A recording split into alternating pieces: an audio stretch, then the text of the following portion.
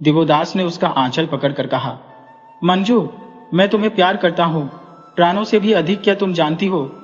मंजू का कंठ सूख गया। उसने भयभीत स्वर में कहा, प्यार? नहीं नहीं, यह असंभव है। नहीं प्रिय, यह खूब संभव है। मंजू ने दिवोदास का चीवर छू कर कहा, भिक्षुराज, अपना यह चीवर देखो और मेरे कंठ का यह गलगरा। उसने कंठ में लटकती देवता की मूर्ति की ओर संकेत किया। फिर उसने टूटते स्वर में कहा, हम दोनों नष्ट जीव हैं प्रिय, प्रेम के अधिकारी नहीं। दिवोदास ने आवेश में आकर कहा, मेरा यह वेश और तुम्हारा गलग्रह झूठा आडंबर है। सच्ची वस्तु हमारा हृदय है और वह प्रेम से परिपूर्ण है। यदि हृदय हृदय को खींचता है तो मैं कहूंगा, मेरी तरह तुम भी प्रेम का घाव खा गई हो। मंजू सिर नीचा किए खड़ी रही। दिवोदास ने कहा, बोलो, क्या तुम भी मुझसे प्रेम करती हो? यह प्रश्न तो भिक्षु के पूछने योग्य नहीं है प्रिया। और क्या? अभागिनी देवदासी के सुनने योग्य भी नहीं। इसी से कहती हो, मुझे जाने दो, मैं जाती हो। जाना नहीं, मेरे प्रश्न का उत्तर दो। परंतु मंजू ने उत्तर नहीं दिया। वह भूमि पर दृष्टि गड़ाई खड़ी रही। दिवोदास ने आवेशित होकर कहा, कहो कहो, सच बात कहो। कहती हो। इन शब्दों के साथ ही मंजू की आंखों से टप टप आंसू टपक पड़े। उसने कुछ कहना चाहा, पर उसके मुंह से बोल नहीं फूटा।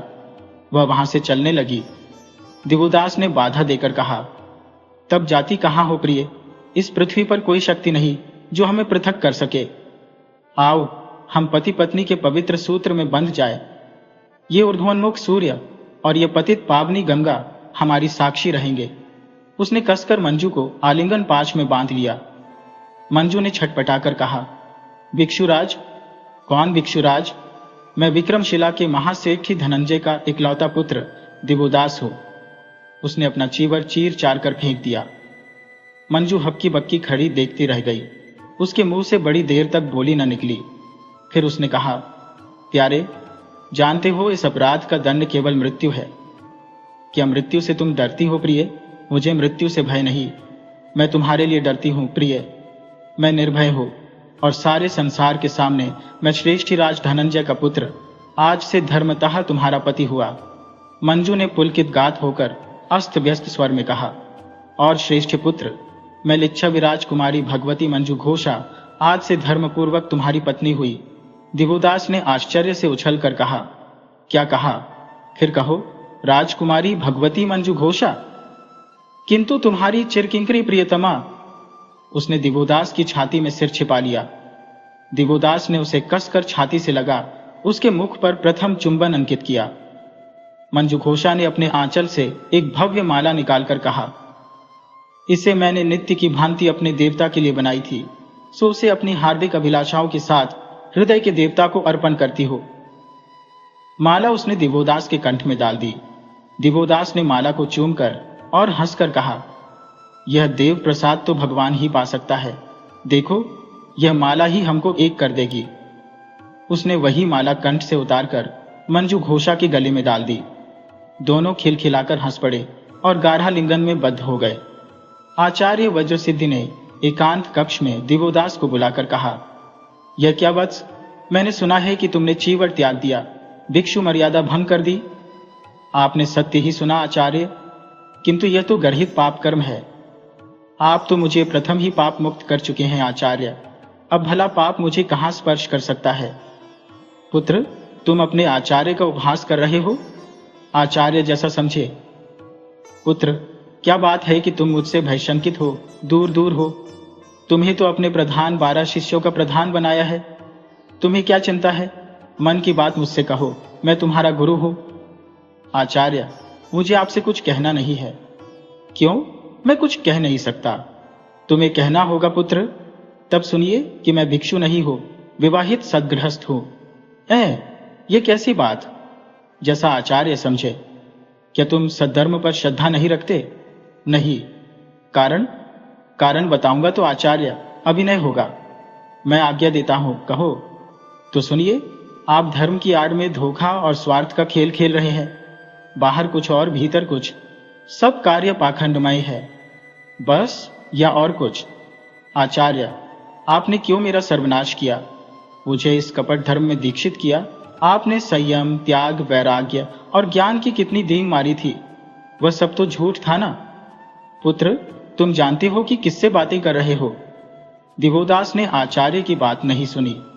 वह आवेश में कहता गया, मैंने देख लिया कि ये लोभी, कामी, दुष्ट और हत्यारे भिक्षु कितने पतित हैं।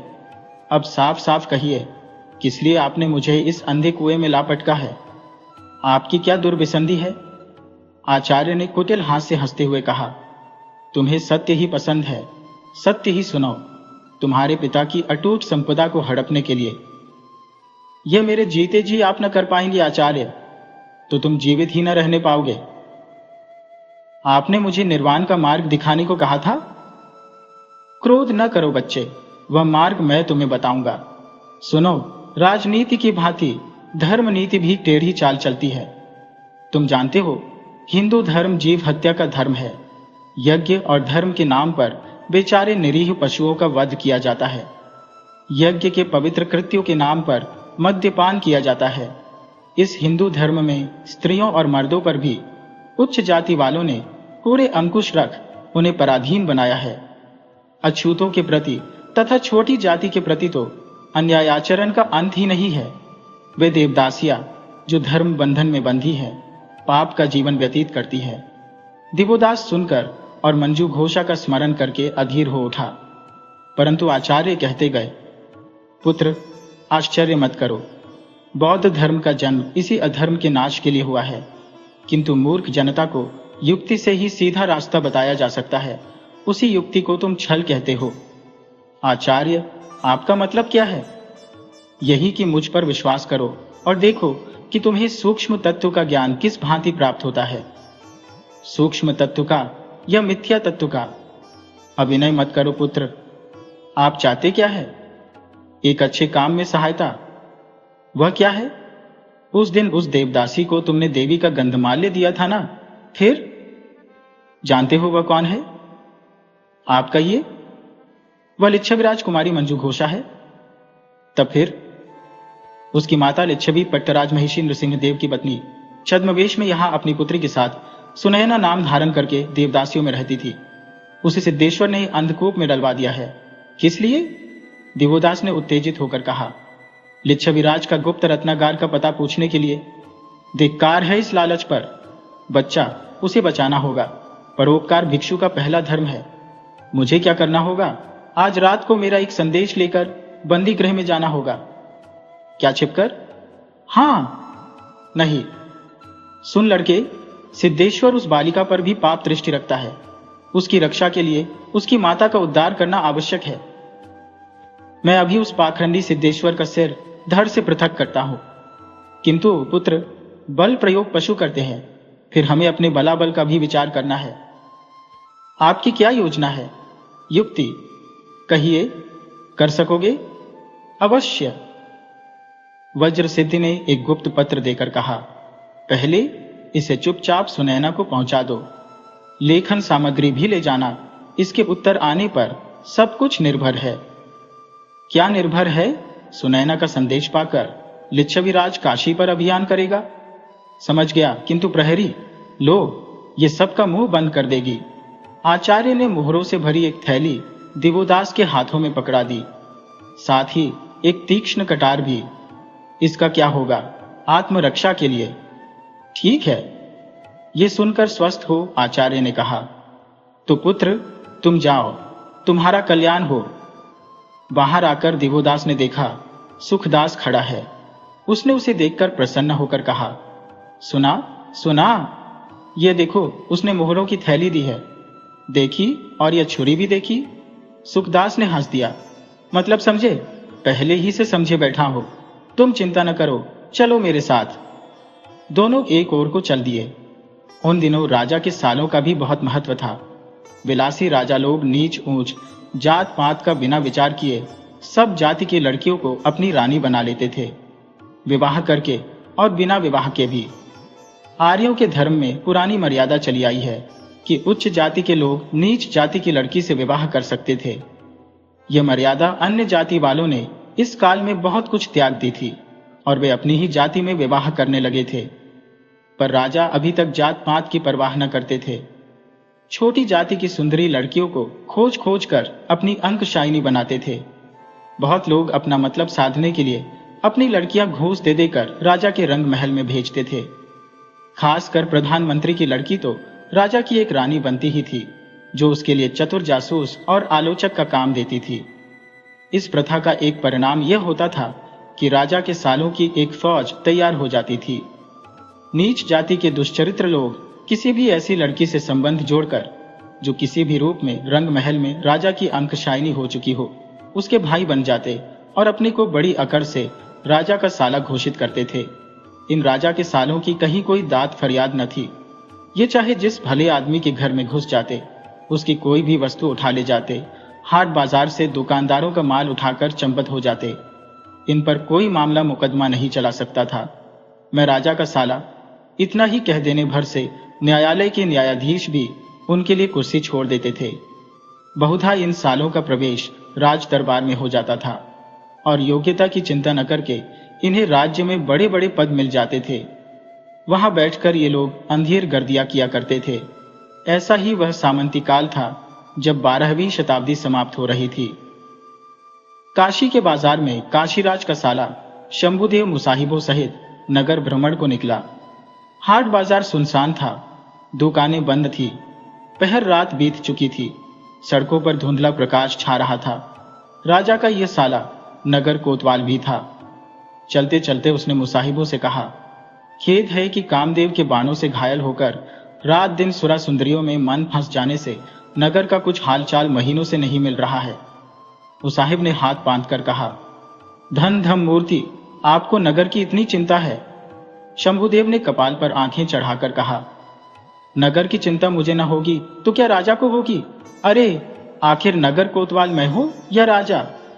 सब मुसाहिबों ने हाथ बांधकर कहा, हां महाराज, हां, आप ही नगर कोतवाल हैं धर्मावतार। तब हमें ही राजा समझो। राजा के बाद बस उसने एक विशेष प्रकार का संकेत किया और हंस दिया। सब मुसाहिबों ने बिना आपत्ति कोतवाल के मत में सहमति दे दी। इस पर प्रसन्न होकर शंभुदेव ने कहा, तब मुझे नगर की बस्ती की चिंता तो रखनी ही चाहिए। अरे चर मिथ्यानंद, नगर का हाल चाल क्या? मिथ्यानंद ने हाथ बांधकर विनयावंत हो कहा, जैसी आज्ञा महाराज, परंतु अभयदान मिले तो सत्य सत्य कहूं। क्या? सत्य सत्य क्या? तुझे हमने अभयदान दिया, हम नगर कोतवाल हैं कि नहीं? है महाराज, आप ही नगर कोतवाल है।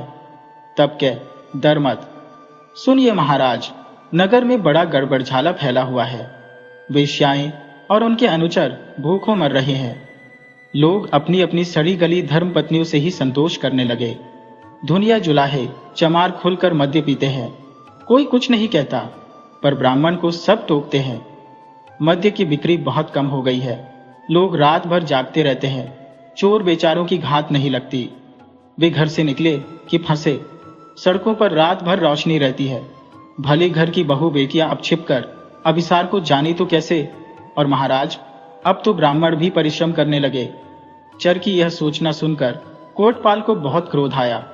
उसने कहा, समझा समझा, बहुत दिन से हमने जो नगर के प्रबंध पर ध्यान नहीं दिया, इसी से ऐसा हो रहा है। मैं सबको कठोर दंड दूंगा। सब मुसाहिबों ने हाथ बांध कर कहा, धन्य है धर्ममूर्ति, आप साक्षात न्यायमूर्ति हैं। कोतवाल ने उपाध्यक्ष कुमतिचंद्र की ओर मुंह करके कहा, तुम क्या कहते हो कुमतिचंद्र? कुमतिचंद्र ने हाथ बांधकर कहा, श्रीमान का कहना बिल्कुल ठीक है। परंतु कोतवाल ने क्रुद्ध स्वर में कहा, प्रबंध करना होगा, प्रबंध। सुना तुमने, नगर में बड़ा गड़बड़ हो रहा है। कोतवाल की डांट खाने का उपाध्यक्ष अभ्यस्त था। उसने कुछ भी विचलित न होकर कहा, हां महाराज, हां। तब करो प्रबंध। उपाध्यक्ष ने निर्विकार रूप से हाथ बांधकर कहा, जो आज्ञा महाराज, मैं अभी प्रबंध करता हूं। कोतवाल उपाध्यक्ष के वचन से प्रसन्न और संतुष्ट हो गया। तुम्हें पुरस्कार दूंगा। कुंती, तुम मेरे सबसे अच्छे सहयोगी हो। परंतु देखो, वह घोड़क ब्राह्मण इधर ही आ रहा है। कोतवाल ने ब्राह्मण के निकट आने पर कहा, प्रणाम ब्राह्मण देवता। घोड़क आदर्श ब्राह्मण था। घुटा हुआ सिर और दाढ़ी मुंह, सिर के बीचों बीच मोटी छोटी, कंठ में जनेऊ, शीशे की भांति दमकता शरीर, मोटी थल थल तोंद, छोटी छोटी आंखें पीतांबर कमर में बांधे और शाल कंधे पर डाले 4 शिष्यों सहित वह नगर चारण को निकला था। कोटपाल की ओर देख तथा उसके प्रणाम की कुछ अवहेलना से उपेक्षा करते हुए उसने कहा, आहा, नगर कोटपाल है। फिर शिष्य की ओर देखकर कहा, अरे कलहकोट, शीघ्र कोटपाल को आशीर्वाद दे। कोटपाल जाति का शूद्र था। राजा का साला अवश्य था, कोटपाल भी था, पर था तो शूद्र। इसी से क्षत्रिय ब्राह्मण उसे आशीर्वाद नहीं दे सकता था। क्षत्रिय ब्राह्मण तो राजा ही को आशीर्वाद दे सकता है। इसी से उसने शिष्य को आशीर्वाद देने की आज्ञा दी। शिष्य ने दूब जल में डुबोकर कोटपाल के सिर पर मार्जन किया और आशीर्वाद दिया। शत्रु बढ़े, भय रोग बढ़े, कलवार की हाट पैठाट जुड़े, भड़ुए रंदी रस रंग करे, निर्भय तस्कर दिन रात फिरे। आशीर्वाद ग्रहण कर कोटपाल प्रसन्न हो गया। उसने कहा, आज किधर सवारी चली? आजकल तो महाराज यज्ञ कर रहे हैं। नगर में बड़ी चहल पहल है। ब्राह्मणों की तो चांदी ही चांदी है। गोरख ने असंतुष्ट होकर कहा, पर इस बार राजा मुझे भूल गया है। उसने मुझे इस सम्मान से वंचित करके अच्छा नहीं किया। अरे ऐसा अनर्थ! तुम काशी के महामहोपाध्याय, श्रोत्रिय ब्राह्मण, और तुम्हें ही राजा ने भुला दिया। तभी तो काशीराज का नाश होगा। कोटपाल, मैं उसे श्राप दूंगा। कोटपाल हंस पड़ा। हंसकर उसने कहा, शाप? केवल इतनी सी बात पर मुझ पर कृपा दृष्टि रखना देवता, और कभी इन चरणों की रज मेरे घर पर भी डालकर पवित्र कीजिए। फिर उसने ब्राह्मण का कंधा पकड़कर कान के पास मुंह ले जाकर कहा, बहुत बढ़िया पुराना मध्य गौड़ से आया है। गोरख क्षत्रिय ब्राह्मण प्रसन्न हो गया। उसने हंसकर कहा, अच्छा अच्छा, कभी देखा जाएगा। परंतु कोटपाल ने आग्रह करके कहा, कभी क्यों, कल ही रही। फिर कान के पास मुंह लगाकर कहा, हाँ, उस सुंदरी देवदासी का क्या रहा? क्या नाम था उसका? ब्राह्मण हंस पड़ा। उसने कहा, उसे भोले नहीं कोटपाल, मालूम होता है दिल में घर कर गई है। उसका नाम मंजू घोषा है। वाह, क्या सुंदर नाम है। हाँ, तो मेरा काम कब होगा? महाराज, सब काम समय पर ही होते हैं। जल्दी करना ठीक नहीं है। फिर भी कब तक आशा करूं? इसी समय श्रेष्ठी जयमंगल ने आकर प्रथम ब्राह्मण को दंडवत की, फिर कोटपाल को अभिवादन किया और हंसकर कहा, मेरे मित्र महाराज शंभुपाल देव है और मेरे मित्र गोरख महाराज भी है। गोरख ने मुंह बनाकर कहा, सावधान सेठी, ब्राह्मण किसी का मित्र नहीं, वह भूदेव है, जगत पूज्य है। जयमंगल ने हंसकर कहा, ब्राह्मण देवता प्रणाम करता हूं। गोरख ने शुष्क वाणी से शिष्य को संबोधन करके कहा, दे रे आशीर्वाद। शिष्य ने घास के तिनके से जलपात्र से जल लेकर सेठ के सिर पर छिड़क कर आशीर्वाद दिया। कोटपाल का इस ओर ध्यान न था। उसने सेठ के निकट जाकर कहा, कहो मित्र, कल तो तुम जुए में इतना रुपया हार गए, पर चेहरे पर अभी भी मौज बहार है। जयमंगल ने कहा, वाह, रुपया पैसा हाथ का मैल है मित्र, उसके लिए सोच क्या, जब तक भोगा जाए भोगिए। गोरख ब्राह्मण ने बीच में बात काटकर कहा, इसमें क्या संदेह, संयम और धर्म के लिए तो सारी ही उम्र पड़ी है। जब इंद्रियां थक जाएंगी तब वह काम भी कर लिया जाएगा। कोटपाल ने जोर से हंसकर कहा, बस धर्म की बात तो गोरख महाराज कहते हैं। 52 तोला पाव रत्ती। अच्छा भाई, हम जाते हैं, नगर का प्रबंध करना है, परंतु कल का निमंत्रण मत भूल जाना। नहीं भूलूंगा कोटपाल महाराज। कोटपाल के चले जाने पर उसने होंठ बिचकाकर कहा, देखा तुमने सेठी, कैसा नीच आदमी है। मूर्ख धन और अधिकार के घमंड में ब्राह्मण को निमंत्रण का लोभ दिखाकर अपने नीच वंश को भूल रहा है। हम श्रोत्रमय ब्राह्मण हैं। जानते हो सेठी, इसकी जाति क्या है? सेठ ने इस बात में रस लेकर कहा, नहीं जानता। क्या जाति है भला? साला चमार है कि जुलाहा, याद नहीं आ रहा है। इसी समय सामने से चंद्रावली को आते देखकर वह प्रसन्न हो गया। उसने सेठ के कंधे को झकझोर कर कहा, देखो सेठी, बिना बादल के बिजली पहचानते हो? कोई गणिका प्रतीत होती है। अरे नहीं, चंद्रावली देवदासी है। सेठी ने हंसकर आगे बढ़कर कहा, आह चंद्रावली, अच्छी तो हो। चंद्रावली ने हंसकर नखरे से कहा, आपकी बला से, आप तो एक बारगी ही अपने मित्रों को भूल गए। सेठ ने खीसे निपोड़ कर कहा, वाह, ऐसा भी कहीं हो सकता है। यह मुख भी भला कहीं भुलाया जा सकता है। आपसे बातों में कौन जीत सकता है? चंद्रावली ने घातक कटाक्षपात किया। सेठ ने अधिक रसिकता प्रकट करते हुए कहा, इस मुख को देखकर तो गूंगा भी बोल उठे। चंद्रावली ने हंसकर सेठ से कहा, कहिए, अब कब श्रीमान मेरे घर पधार रहे हैं? कहो तो अभी। अभी नहीं, कल। अच्छा, सेठ ने हंसकर उत्तर दिया। चंद्रावली ने गोरख की ओर मुंह करके कहा, आप भी ब्राह्मण हैं? गोरख खुश हो गया। उसने कहा, सिर केवल ब्राह्मण है? चंद्रावली हाथ से बखेरती हुई चली गई। गोरख कुछ देर उसी ओर देखता रहा। फिर उसने कहा, बहुत सुंदर है। क्यों सेठ जी, क्या कहते हो? है तो, परंतु। परंतु क्या? कहने योग्य नहीं। कहो कहो, क्या किसी ने तुम्हारा मन हरण किया है? किया तो है। वह कौन है? है कोई अद्वितीय बाला। वह है कहाँ भला? मंदिर में ही। मंदिर में? जयमंगल ने आनंद में विभोर होकर कहा, है। एक संध्या समय में मंदिर में गया था। आरती नहीं हुई थी, वहां सन्नाटा था। महाप्रभु भी नहीं आए थे। मैं भीतर चला गया। सहसा मुझे एक आहट सुनाई दी। देखा, एक फूल सी सुकुमारी बैठी देवता का फूलों से श्रृंगार कर रही है। हम लोगों की आंखें चार हुई। तभी से मेरे हृदय में वह बस गई। वाह, क्या सौंदर्य था!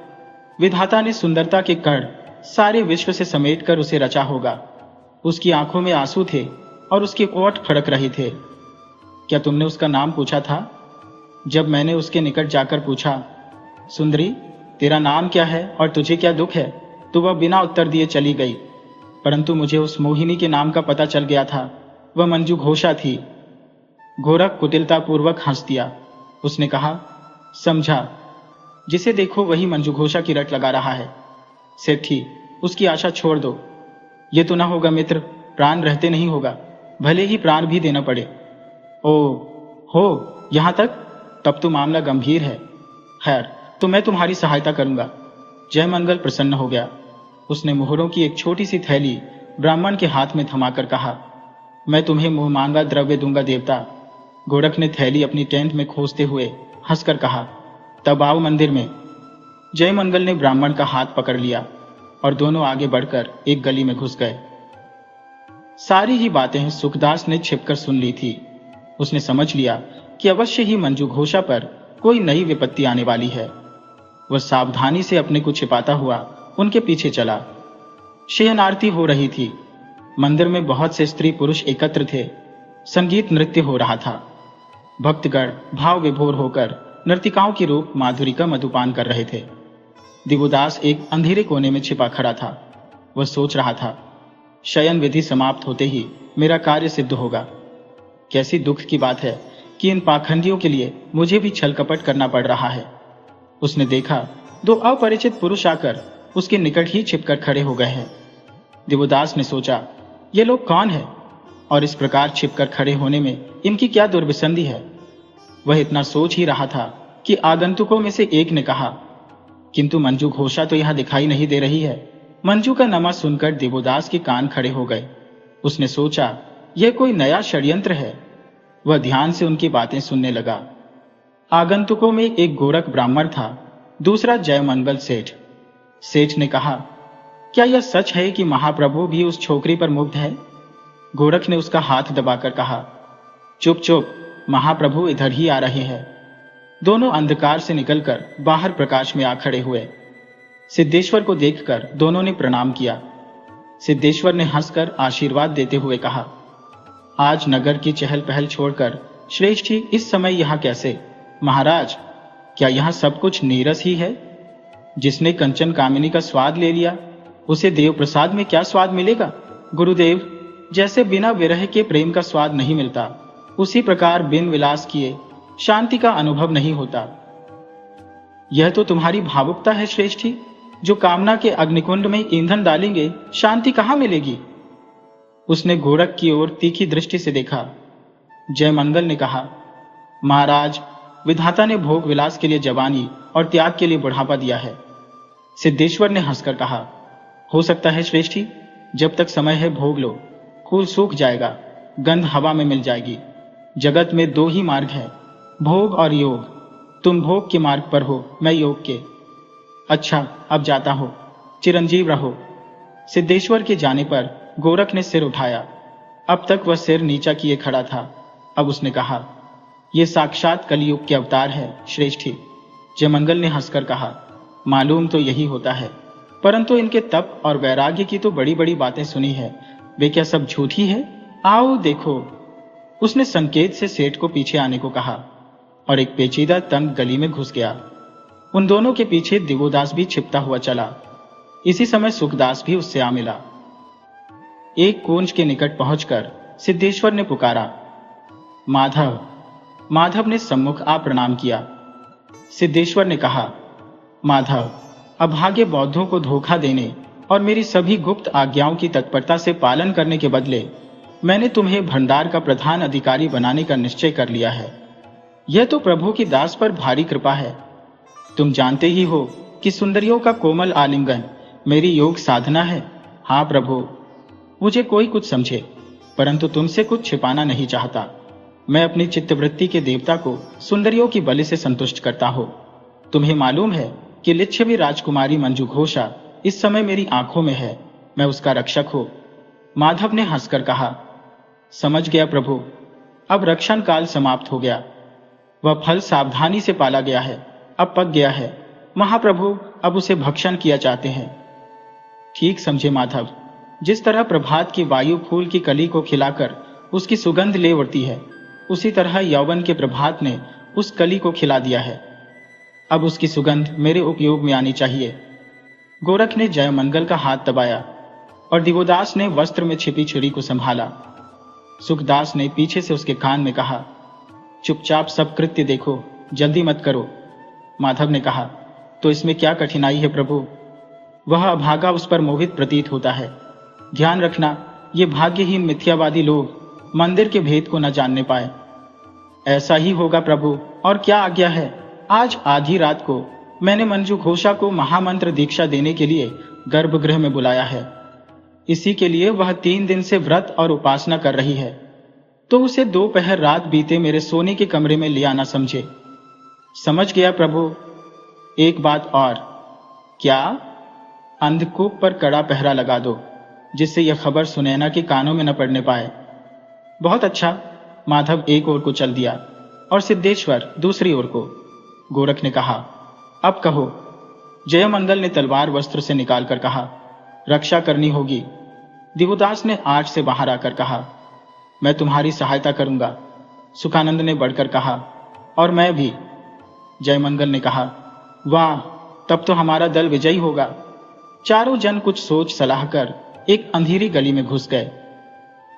सिद्धेश्वर कमरे में गद्दी के ऊपर बैठा समाने खिड़की से चमकते हुए बहुत से तारों और चंद्रमा को देख रहा था। चौकी पर सामने एक तांबे की तख्ती रखी थी। ऊपर कुछ अंक लिखे थे। उन्हें देख देख कर वह एक भोजपत्र पर कुछ लकीरें खींच रहा था, फिर कुछ उंगलियों पर गिनता था। बीच बीच में उसकी भ्रिकुटी में बल पड़ जाते थे। आकाश में चंद्रमा पर एक बादल का टुकड़ा छा गया। सिद्धेश्वर ने एकाग्र होकर उस ताम्र पत्र पर दृष्टि गड़ा दी। अंत में व्याकुल होकर लेखनी फेंक दी। उसने आप ही बड़बड़ाते हुए कहा, वही एक फल, दुर्भाग्य, असफलता, दुर्घटना, रक्तपात, सब दुष्ट ग्रह मिल गए हैं। मंगल, बुध, शुक्र और शनि तथा चंद्रमा चौथे स्थान में है। गुरु केतु केंद्र में, राहु अष्टम में है। जन्म से राहु पंचम है। परंतु चाहे जो हो, मेरी शक्ति बड़ी है, मेरा मंत्र बल ऊंचा है। मैं आशा नहीं छोड़ूंगा।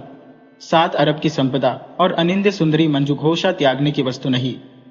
मंजू मेरे अधीन है, परंतु संपत्ति तांबे की तख्ती पर दृष्टि डालकर। यह आधा बीजक है, आधा सुनैना ने कहीं छिपा रखा है। वह उठकर बेचैन होकर टहलने लगा।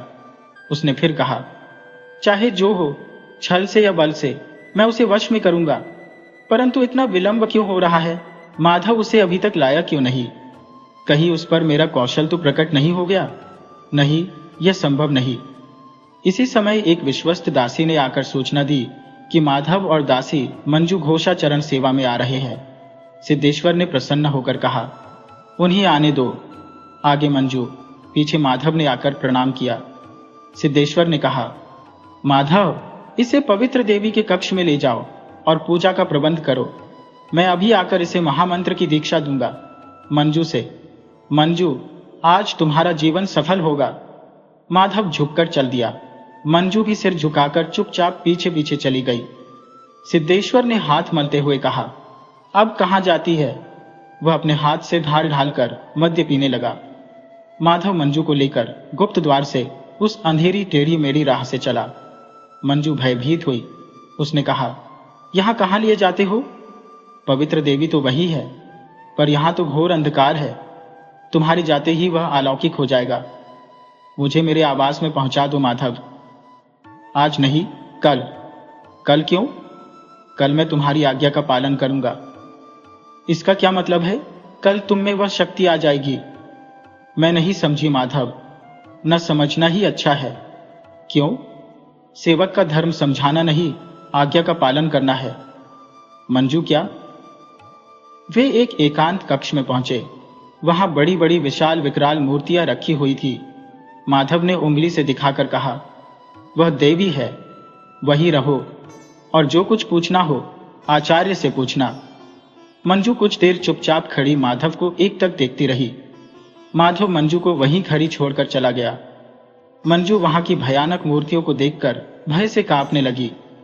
एकाएक गुप्त द्वार से सिद्धेश्वर ने प्रवेश किया।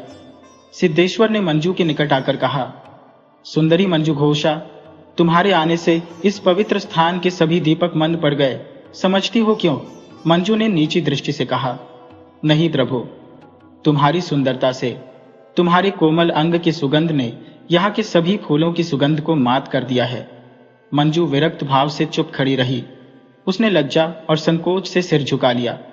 सिद्धेश्वर ने मंजू का हाथ पकड़कर कहा, मंजू, तुम मेरी बात नहीं समझी? नहीं प्रभु। उसने हाथ खींचकर छुड़ा लिया। तुम भोली जो ठहरी, पहले इस पवित्र प्रसाद को पियो। उसने मद्य डालकर पात्र मंजू के मुंह के पास लगा दिया, फिर बोला, पियो मंजू, यह देवता का प्रसाद है।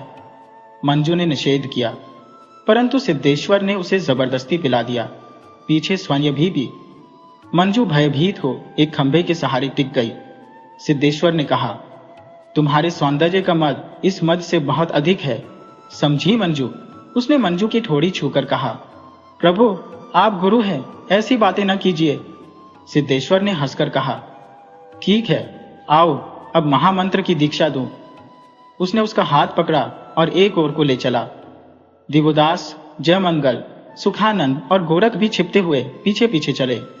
जिस कमरे में वे पहुंचे, उस कमरे में विलास की सब सामग्री उपस्थित थी। गुदगुदा पलंग था, बड़ी बड़ी वीणाएं, मद्य के स्वर्णपात्र आदि सामग्री उपस्थिति थी। कमरा खूब सजा था। फूलों की मालाएं जगह जगह टंगी थी। सिद्धेश्वर मंजू का हाथ पकड़े आया और पलंग की ओर संकेत करके कहा, यहां बैठो प्यारी। मंजू यह संबोधन सुनकर चमक उठी। उसने अधीर होकर कहा, प्रभु, मुझे जाने दीजिए। वह उठ खड़ी हुई। सिद्धेश्वर ने हाथ पकड़कर कहा, जाती कहां हो प्यारी, मेरे हृदय में आकर बैठो। उसने खींचकर उसे आलिंगन पाश में बांध लिया। मंजू ने बलपूर्वक अलग होने की चेष्टा करते हुए कहा, प्रभु, मैं आपकी पाली हुई पुत्री हूं, छोड़िए, छोड़िए। बुद्धिमान जन अपने लगाए पेड़ का फल स्वयं खाते हैं। मैंने तुम्हें सींच सींच कर उसी क्षण के लिए बड़ा किया है। उसने बलपूर्वक खींचकर उसे छाती से लगा लिया। मंजू ने बल प्रयोग करते हुए चीख कर कहा, छोड़िए, छोड़िए प्रभु, छोड़िए। डरो मत मंजू, मैं तुम्हें प्यार करता हूं, जाने दीजिए, छोड़िए। सिद्धेश्वर ने अब जरा खड़े स्वर में कहा, पगली लड़की जानती है, सिद्धेश्वर का मस्तक भूतेश्वर भगवान के सामने झुकता है, वही अब तेरे सामने झुक रहा है। मंजू, मुझे अपने यौवन का प्रसाद दे। वह मंजू को छोड़कर उसके पैरों के पास घुटने टेक कर बैठ गया। मंजू ने घबराकर लजाते हुए कहा, उठिए प्रभु, यह आप क्या कर रहे हैं? मुझे अपना प्यार दो मंजू। नहीं प्रभु, यह कभी नहीं हो सकता, मुझे जाने दीजिए। तुम मेरे हृदय में बसी हो, जा कहां सकती हो प्रिय, कहो तुम मेरी हो। उसने बलपूर्वक खींचकर उसे पुनः छाती से लगा लिया। मंजू ने क्रोध में भरकर जोर से उसे धकेल दिया। वह गिरकर घायल हो गया। सिर से खून बहने लगा।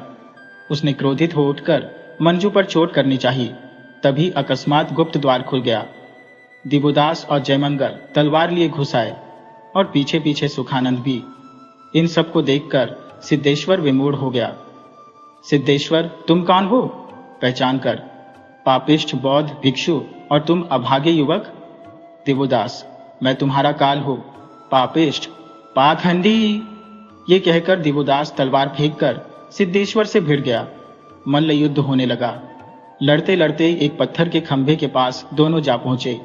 बीच बीच में जयमंगल भी एकाध घूसा सिद्धेश्वर को जमा देता था। मंजू खड़ी भयभीत देख रही थी। उस खंभे पर भयानक काली की मूर्ति थी। वहां पहुंचकर सिद्धेश्वर ने चिल्लाकर कहा, अब मां चंदी लो नरबली। मूर्ति भयानक रीति से अट्टहास कर उठी। एक बार सब भयभीत हो गए। मंजू अधिक भयभीत हुई। दिवोदास भी डर गया। पृथ्वी कांपने लगी और सैकड़ों बिजलियां चमकती और गरजती दीख पड़ने लगी। देखते ही देखते वह मूर्ति धरती में धंसने लगी और कक्ष में अग्नि की ज्वाला भभक उठी। मंजू मूर्छित हो गई। सुखानंद ने साहस कर आगे बढ़ और पैंतरा संभालकर सिद्धेश्वर पर चोट की। सिद्धेश्वर मूर्छित होकर गिर पड़ा। दिवोदास ने उसके पंजे से छूटकर फुर्ती से मूर्छित मंजू घोषा को उठा लिया तथा एक ओर ले भागा। सुखदास ने भी नंगी तलवार ले उसका अनुगमन किया। निरापद स्थान पर आकर सुखदास ने कहा, अब यहां ठहरकर थोड़ा विचार कर लो भैया। परंतु दिवोदास ने उत्तर दिया, हमें यहां से भगा चलना चाहिए। नहीं, अभी नहीं। देवी सुनैना का उद्धार भी हमें करना है। मंजू ने घबराकर पूछा, क्या वे किसी विपत्ति में है? उन्हें सिद्धेश्वर ने अंधकूप में डाल दिया है। किस लिए? गुप्त रत्न कोश के बीजक की प्राप्ति के लिए। किंतु वह तो मेरे पास है। कहां पाया? देवी सुनैना ने दिया था। तो तुम उसका सब भेद जानती हो?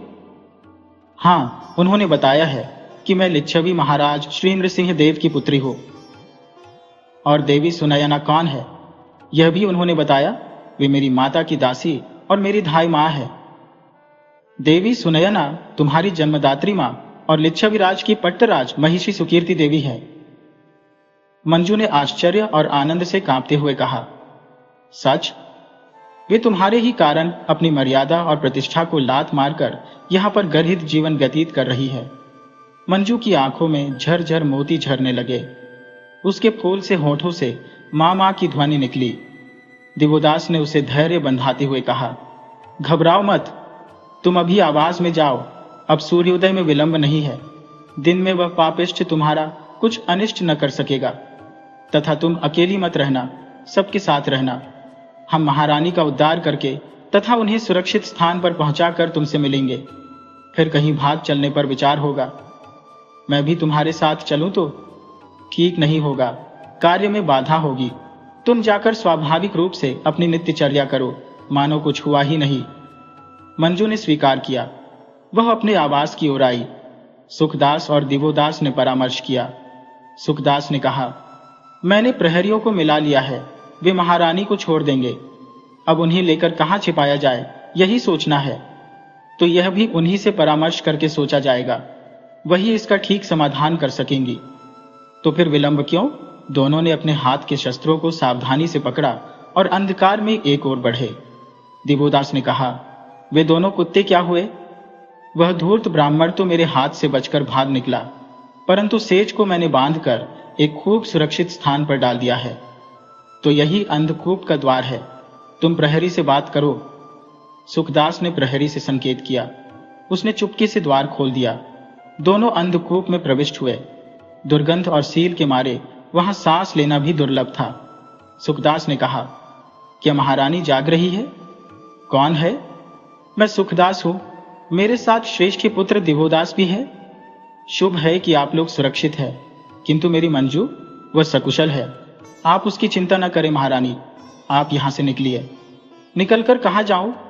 यह हम परामर्श करके ठीक कर लेंगे। यह ठीक ना होगा। मेरी प्रतिज्ञा है कि काशीराज और इस धूर्त सिद्धेश्वर से बिना अपने पति का बदला लिए यहां से न जाऊंगी। परंतु तुम मंजू को लेकर भाग जाओ। गुप्त स्थान मैं बताती हूं। कौन सा? क्या कोई और भी इस गुप्त बात को जानता है? नहीं महारानी। तो मंजू के पास गुप्त राजकोष का बीजक और ताली है। वहां पहुंचने पर आप लोगों को कोई न पा सकेगा। उसका मार्ग वह बीजक बताएगा। किंतु आप मेरी चिंता मत करो। मुझ में अपनी रक्षा करने की पूरी शक्ति है। तुम मंजू को यहां से ले जाओ। जैसी राजमाता की आज्ञा। तुम्हें आशीर्वाद देती हूँ पुत्र, मैं तुम्हें शीघ्र ही मिलूंगी। दोनों पुरुष ने फिर अधिक बात नहीं की। वे अंधकूप से निकलकर छिपते हुए टेढ़ी मेढ़ी राह को पार करते हुए चले। पूर्व में लाली फैल रही थी। मंदिर में पूजन की तैयारी हो रही थी। रुद्राभिषेक हो रहा था। विविध वाद्य बज रहे थे। काशीराज और सिद्धेश्वर यथास्थान खड़े थे। देवदासियां देवता का श्रृंगार कर रही थी। मंजू आरती की माला सजाती हुई मन ही मन कह रही थी, देव, जीवन भर जिस कार्य का अभ्यास किया आज वह नीरस हो गया। तुम यदि सचमुच अंतर्यामी हो तो तुमने मेरे मन की दशा समझ ली होगी और तुम्हें मुझ पर दया आई होगी। मैंने जीवन भर तुम्हारी तन मन धन से सेवा की है, अब तुम मेरी इच्छा पूरी करो देव। उसने अश्रुपूर्ण नेत्रों से देवता की ओर देखा और पूजा का थाल उठाया। वह 2 कदम आगे बढ़ी। देखा, सम्मुख दिवोदास खड़ा है। मंजू के हृदय में आनंद की लहर दौड़ गई। उसने एक बार घृणापूर्वक सिद्धेश्वर की ओर देखा और वह उलटकर दिवोदास के सम्मुख जा पहुंची। उसने दिवोदास की आरती उतारकर देवता की माला भी उसके गले में डाल दी। यह देख सब लोग पूजा भ्रष्ट हो गई, पूजा भ्रष्ट हो गई चिल्ला उठे। बाजे एकदम बंद हो गए। सिद्धेश्वर आपे से बाहर होकर चीख उठे। काशीराज ने क्रुद्ध स्वर में कहा, मूर्खे, पूजा भ्रष्ट कर दी। किंतु मंजू ने उधर देखा ही नहीं।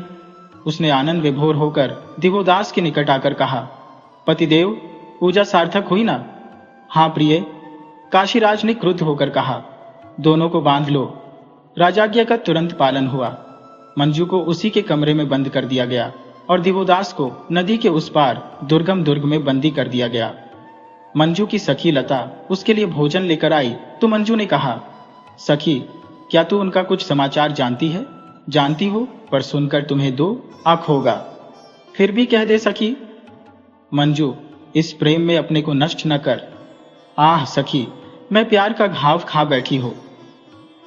किंतु वह अज्ञात कुलशील भिक्षु है। अज्ञात कुलशील नहीं, वह धनंजय श्रेष्ठी का पुत्र है। परंतु उसे तो महाराज ने कांतार दुर्ग में बंदी कर दिया है। हे भगवान, कांतार दुर्ग में? वहां उसे प्राणांत प्रायश्चित्त करने का आदेश दिया गया है। दोनों धूर्त आचार्य उसकी जान के ग्राहक बन बैठे हैं। मंजू ने कहा, सखी, मेरी सहायता कर, जो तू कहे। मुझे वहां जाने दे। कैसे? तू मेरे लिए त्याग कर।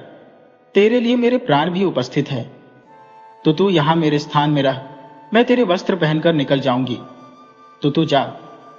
पर जानती है तेरी क्या गत बनेगी? वे मेरा वध करेंगे, मैं सह लूंगी। हाय सखी, कैसे कहूं? मेरी चिंता न कर। मंजू ने जल्दी जल्दी सखी के वस्त्र पहने, अपने उसे पहनाए। भोजन की सामग्री हाथ में ली और बंधन से बाहर हो गई। प्रहरी कुछ भी न जान सका। मंजू चल दी। किसी ने उसे लक्ष्य नहीं किया। वह पागल की भांति भागी चली जा रही थी। भूख, प्यास और थकान ने उसके कोमल गात्र को क्लांत कर दिया। उसके पैरों में घाव हो गए और वह बारंबार लड़खड़ाकर गिरने लगी। वह गिरती, उठती और फिर भागती। घोर वन था। बड़ी तेज धूप थी। सामने भयानक विस्तार वाली नदी के उस पार सूखी नंगी पहाड़ी पर ऊंचा सिर उठाए वह एकांत दुर्ग था। वह साहस करके नदी में कूद पड़ी। लहरों के साथ डूबती उतराती वह उस पार जा पहुंची। उसकी शक्ति ने जवाब दे दिया, परंतु वह चलती ही चली गई। दुर्गम पहाड़ पर चढ़ना बड़ा दुस्साहस का कार्य था, परंतु प्रेम का बल उसे मिलता गया। वह दुर्ग द्वार पर पहुंच गई। दुर्ग का द्वार बंद था। उसकी भारी लौह श्रृंखलाओं में मजबूत ताला पड़ा था। उसने व्याकुल दृष्टि से चारों ओर देखा। उस दुर्गम कांतार दुर्ग में चिड़िया का पूत भी न था। उसने एक बार दुर्ग के चारों ओर चक्कर लगाया। अंत में निराश हो थककर वह एक शिलाखंड पर पड़ गई। उसे नींद आ गई। न जाने वह कब तक सोती रही। जब उसकी आंखें खुली तो देखा सूर्य अस्त हो रहा है और एक वृद्ध चरवाहा उसके निकट खड़ा है। वह हड़बड़ाकर उठ बैठी। वृद्ध चरवाही ने कहा, तुम कौन हो और यहाँ कैसे आई? मैं विपत्ति की मारी दुखित स्त्री हूं बाबा। भाग्य दोष से यहाँ आप फंसी हो, परंतु यहाँ सिंह रहता है, तुझे खा जाएगा। बस्ती दूर है, तू रात कहाँ व्यतीत करेगी? मैं चाहती हूँ सिंह मुझे खा जाए, परंतु तेरे यहाँ आने का कारण क्या है? एक पुरुष इस दुर्ग में बंद भूखा मर रहा है। तुझे किसने कहा? मैं जानती हूं, उसी के लिए मैं यहां आई थी, किंतु भीतर जाऊं कैसे? भीतर ही जाना है तो मैं पहुंचा सकता हूं, परंतु वहां कोई मनुष्य नहीं है। क्या तुम जानते हो बाबा, मैं तो वहां नित्य आता जाता हूं। क्या भीतर जाने की कोई और भी राह है? वह मैंने अपने लिए बनाई है। बूढ़ा चरवाहा हंस दिया। तो बाबा, मुझे वहां पहुंचा दो, परंतु रात होने में देर नहीं है, फिर मेरा भी गांव लौटना कैसे होगा? वहां एक मनुष्य भूखा मर रहा है बाबा। तब चल, मैं चलता हूं। दोनों टेढ़ी मेढ़े रास्ते से चलने लगे। मंजू में चलने की शक्ति नहीं रही थी, परंतु वह चलती ही गई। अंत में एक खोह में घुसकर चरवाही ने एक पत्थर खिसकाकर कहा, इसी में चलना होगा। वह प्रथम स्वयं ही भीतर गया, पीछे मंजू भी घुस गई। थोड़ा चलने पर एक विस्तृत मैदान दिख पड़ा। दूर किसी अट्टालिका के भग्न अवशेष थे। वहां चले बाबा, मंजू ने उधर संकेत करके कहा। चरवाहे ने आपत्ति नहीं की। खंडहर के पास पहुंचकर मंजू जोर से दिवोदास को पुकारने लगी। उसकी ध्वनि गूंजकर उसके निकट आने लगी, परंतु वहां कहीं किसी जीवित मनुष्य का चिन्ह भी न था। बूढ़े ने कहा, मैंने तो तुमसे कहा था, यहां कोई मनुष्य नहीं है। अब रात को गांव पहुंचना भी दूभर है। राह में सिंह के मिलने का भय है, पर मैं जा सकता हूं। क्या तू यहां अकेली रहेगी या गांव तक चल सकती है? बाबा, मैं यहीं प्राण दूंगी, आपका उपकार नहीं भूलूंगी। आप जाइए। यहां तुझे अकेला छोड़ जाऊं? मेरी चिंता न करें, मेरा जीवन अब निरर्थक ही है। इसी समय उसे ऐसा भान हुआ जैसे किसी ने जोर से सांस ली हो। मंजू ने चौंक कर कहा, आपने कुछ सुना? यहां किसी ने सांस ली है। वह लपक कर खोह में घुस गई। उसने देखा एक शिलाखंड पर दिवोदास मूर्छित पड़ा है। चरवाहा भी पहुंच गया। उसने दूर ही से पूछा, मर गया या जीवित है? मंजू ने रोते हुए कहा, बाबा, यहां कहीं पानी है? उधर है। और वह निकट पहुंच गया। उसने दिवोदास को ध्यान से देखा और कहा, आओ, इसे उधर ही ले चलें, बच जाएगा। दोनों ने दिवोदास की मूर्छित देह को उठा लिया और जहां जल की पुष्करिणी थी वहां ले गए। यहां बांधकर वर्षा का जल रोका गया था। थोड़ा जल पीने तथा मुंह और आंखों पर छिड़कने से थोड़ी देर में दिवोदास को होश आ गया। उसने आंखें खोलकर मंजू को देखा। उसके होंठ से निकला, मंजू प्रिय। मंजू उसके वक्ष पर गिरकर फफक फफक कर रोने लगी। दिवोदास ने धीमे स्वर से कहा, मैं जानता था कि तुम आओगी, सो तुम आ गई। उसने मंजू को हृदय से लगा लिया। कुछ देर बाद कहा, अब मैं सुख से मर सकूंगा। मरेंगे तुम्हारे शत्रु। उसने दृढ़ता से उठकर दिवोदास का सिर अपनी गोद में रख लिया। प्यारी, तुमने मुझे जिला दिया, दिवोदास ने कहा। मैंने नहीं प्रिया, इस देव पुरुष ने। मंजू ने उस चरवाहे की ओर संकेत किया। दिवोदास ने अब तक उसे नहीं देखा था। अब उसकी ओर देखकर कहा, तुम कौन हो भाई? मैं चरवाहा हूं, पास ही गांव में रहता हो, यहां नित्य बकरी चराता हो। भीतर आने जाने की राह यह मैंने अपने लिए बना ली थी। संध्या को जब मैं घर लौट रहा था, इन्हें मूर्छित पड़ा देखा, इसी से रुक गया। लड़के को बकरी लेकर घर भेज दिया, सो अच्छा ही हुआ, दो प्राणी बच गए। बूढ़ा बहुत खुश था। दिवोदास ने कहा, बचा लिया तुमने बाबा, तुम उस जन्म के मेरे पिता हो। अब यहां मेरे पास आकर बैठो। बूढ़ा भी वहीं बैठ गया। उसने कहा, अब तो रात यहीं काटनी होगी, परंतु खाने को तो कुछ भी नहीं मिल सकता। देखता हूं तुम दोनों भूखे हो। मंजू ने कहा, मेरे साथ थोड़ा भोजन है, उससे हम तीनों का आधार हो जाएगा। उसने पोटली खोली। तीनों ने थोड़ा थोड़ा खाकर पानी पिया। भोजन करने से दिवोदास में कुछ शक्ति आई। वह एक पत्थर के सहारे बैठ गया। चरवाहे ने कहा, थोड़ी आग जलानी होगी, नहीं तो वन पशु का भय है। मैं ईंधन लाता हूं। और वह उठकर चला गया। मंजू ने उसके गले में बाहें डालकर कहा, अब तुम तनिक हंस दो। क्या मैं फिर कभी हंस भी सकूंगा? हम सदैव हंसेंगे, गाएंगे, मौज करेंगे। और वह दिवोदास से लिपट गई। दिवोदास ने कहा, प्यारी, तुम्हारी इस स्नेह दान ने मेरे बुझते हुए जीवन दीपक को बुझने से बचा लिया, और तुम्हारी मधुर वाणी ने मेरे सूखे हुए जीवन को हरा भरा कर दिया। उसने उसे अपने बाहुपाश में कसकर अगणित चुम्बन ले डाले। चरवाही ने एक गट्ठर लकड़ी लाकर उसमें आग लगा दी और तीनों आदमी वही पृथ्वी पर लेट गए। मंजू पड़ते ही गहरी नींद में सो गई। वह बहुत थकी थी। दिवोदास भी दुर्बल था, वह भी सो गया, परंतु चरवाहा बड़ी देर तक जागता रहा। प्रातःकाल होते ही नित्य कर्म से निवृत्त होकर तीनों ने सलाह की। दिवोदास ने वृद्ध का हाथ पकड़कर कहा, मित्र, तुम मेरे आज से पितृव्य हुए। अब हम तुम कभी पृथक न होंगे। मेरे दुख सुख में तुम्हारा साझा रहेगा। बूढ़े ने हंसकर कहा, तुम चिंता न करो भाई, तुम्हारे बराबर ही मेरा लड़का है और ऐसी ही लड़की भी है। तुम भी मेरे लड़के लड़की रहे। गांव चलो, बहुत जमीन है, धान्य है, दूध है, खाओ पियो मौज करो, तुम्हें क्या चिंता। किंतु पितृव्य, हमारा कुछ कर्तव्य भी है, तुम्हें उसमें सहायता देनी होगी। कहो क्या करना होगा। हमारे शत्रु हैं, तो मेरे लड़के को बता दो, वह उनकी खोपड़ी तोड़ देगा। परंतु वे बड़े बलवान हैं, काम युक्ति से लेना होगा। फिर जैसे तुम कहो, हमें छिपकर रहना होगा, तो हमारे गांव में रहो। वहां नहीं छिप सकेंगे, राज सैनिकों को पता चल जाएगा। तब क्या किया जाए? मंजू ने प्रश्न किया। राजमाता ने जो आदेश दिया है वही। ठीक है, तो मुझे एक बार मंदिर में जाना होगा। किस लिए? ताली और बीजक लेने। परंतु एक बात है। क्या? मेरे पास आधा ही बीजक है, शेष आधा सिद्धेश्वर के पास है, वह भी लेना होगा। बिना उसके हम उस कोषागार में नहीं पहुंच सकेंगे। तब हमें एक बार काशी चलना होगा। तुम अपनी वस्तु लेना और मैं सिद्धेश्वर से वह बीजक लूंगा। बूढ़े ने कहा, मैं भी तुम्हारे साथ चलूंगा। तुम्हें अब हम नहीं छोड़ेंगे पितृव्य। तो पहले गांव चलो, खा पीकर टंच होकर रात को काशी चलेंगे। यही सलाह ठीक है। तीनों व्यक्ति उसी खोह की राह निकलकर गांव की ओर चल दिए। सिद्धेश्वर क्रोधपूर्ण मुद्रा में अपने गुप्त कक्ष में बैठे थे। इसी समय माधव ने रस्सियों से बांधकर लिच्छवी राजमहिषी सुकीर्ति देवी को उनके सामने उपस्थित किया। सम्मुख आते ही सिद्धेश्वर ने कहा, तुम्हें मालूम है देवी सुनयना कि मंजू भाग गई है? तो क्या हुआ? मंदिर में अभी बहुत पापिष्ठा है, परंतु क्या तुमने उसके भागने में सहायता दी है? दी तो फिर मैं तुम्हें और उसे दोनों को प्राणांत दंड दूंगा। बड़ी सुंदर बात है। जिसे राजरानी पद से च्युत कर विधवा और पतिता देवदासी बनाया, जिसकी बच्ची को पतित जीवन व्यतीत करने के लिए बाध्य किया और जिसे वासना की सामग्री बनाना चाहते थे, उसी को अब प्राणदंड भी दो। चुप रहो सुनयना देवी। क्यों चुप रहो?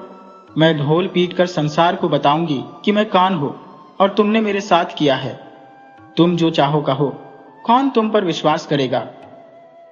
सुनयना ने चोली से एक छोटी सी वस्तु निकालकर उसे दिखाई और कहा, इसे तो तुम पहचानते हो सिद्धेश्वर, जानते हो इसमें किसका खून लगा है।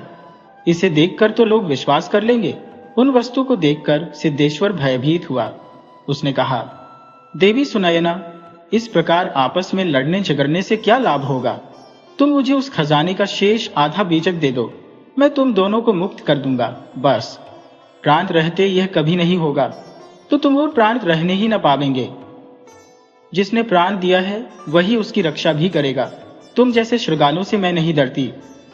मैंने उसे पकड़ने के लिए सैनिक चर भेजे हैं। वह जहां होगी वहां से पकड़ ली जाएगी और मैं तेरे सम्मुख ही उसे अपनी अंकशायिनी बनाऊंगा। सिद्धेश्वर ने आपे से बाहर होकर कहा, माधव, ले जा इस सर्पिणी को और डाल दे अंधकूप में। माधव उसे लेकर चला गया। कुछ देर तक सिद्धेश्वर भूखे व्याघ्र की भांति अपने कक्ष में टहलता रहा। फिर उसने बड़ी सावधानी से एक ताली अपनी जटा से निकाल लोहे की संदूक खोली और उसमें से एक ताम्रपत्र निकालकर उसे ध्यान से देखा तथा फलक पर लकीरें खींचता रहा। कभी कभी उसके होंठ हिल जाते और भ्रुकुटी संकुचित हो जाती, परंतु वह फिर उसे ध्यान से देखने लगता। इसी समय उसे कुछ खटका प्रतीत हुआ। उसने आंखें उठाकर देखा तो दिवोदास नंगी तलवार लिए सम्मुख खड़ा था। सिद्धेश्वर उछलकर दूर जा खड़ा हुआ। उसने कहा, तू यहां कैसे आया रे धूर्त भिक्षु? इससे तुझे क्या? क्या ऐसी बात? उसने खूंटी से तलवार उठाकर दिवोदास पर आक्रमण किया। दिवोदास ने पैतरा बदलकर कहा, मेरी इच्छा तेरा हनन करने की नहीं है, परंतु मैं तो तुझे अभी टुकड़े टुकड़े करके भगवती चंडी को बलि देता हूं। सिद्धेश्वर ने फिर वार किया, परंतु दिवोदास ने वार बचाकर एक लात सिद्धेश्वर को जमाई। सिद्धेश्वर आंधी मुंह भूमि पर जा गिरा।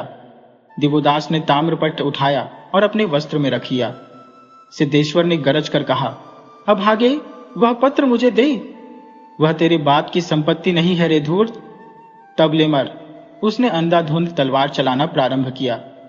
दिवोदास केवल बचाव कर रहा था, इसी से वह एक घाव खा गया। इस पर खींचकर उसने एक हाथ सिद्धेश्वर के मोड़े पर दिया। सिद्धेश्वर चीख कर घुटनों के बल गिर गया। इसी समय माधव तलवार लेकर कक्ष में कूद पड़ा। उसने पीछे से वार करने को तलवार उठाई ही थी कि सुखदास ने उसका हाथ कलाई से काट डाला। माधव वेदना से मूर्छित हो गया। इसी समय सुयोग पाकर दोनों भाग निकले।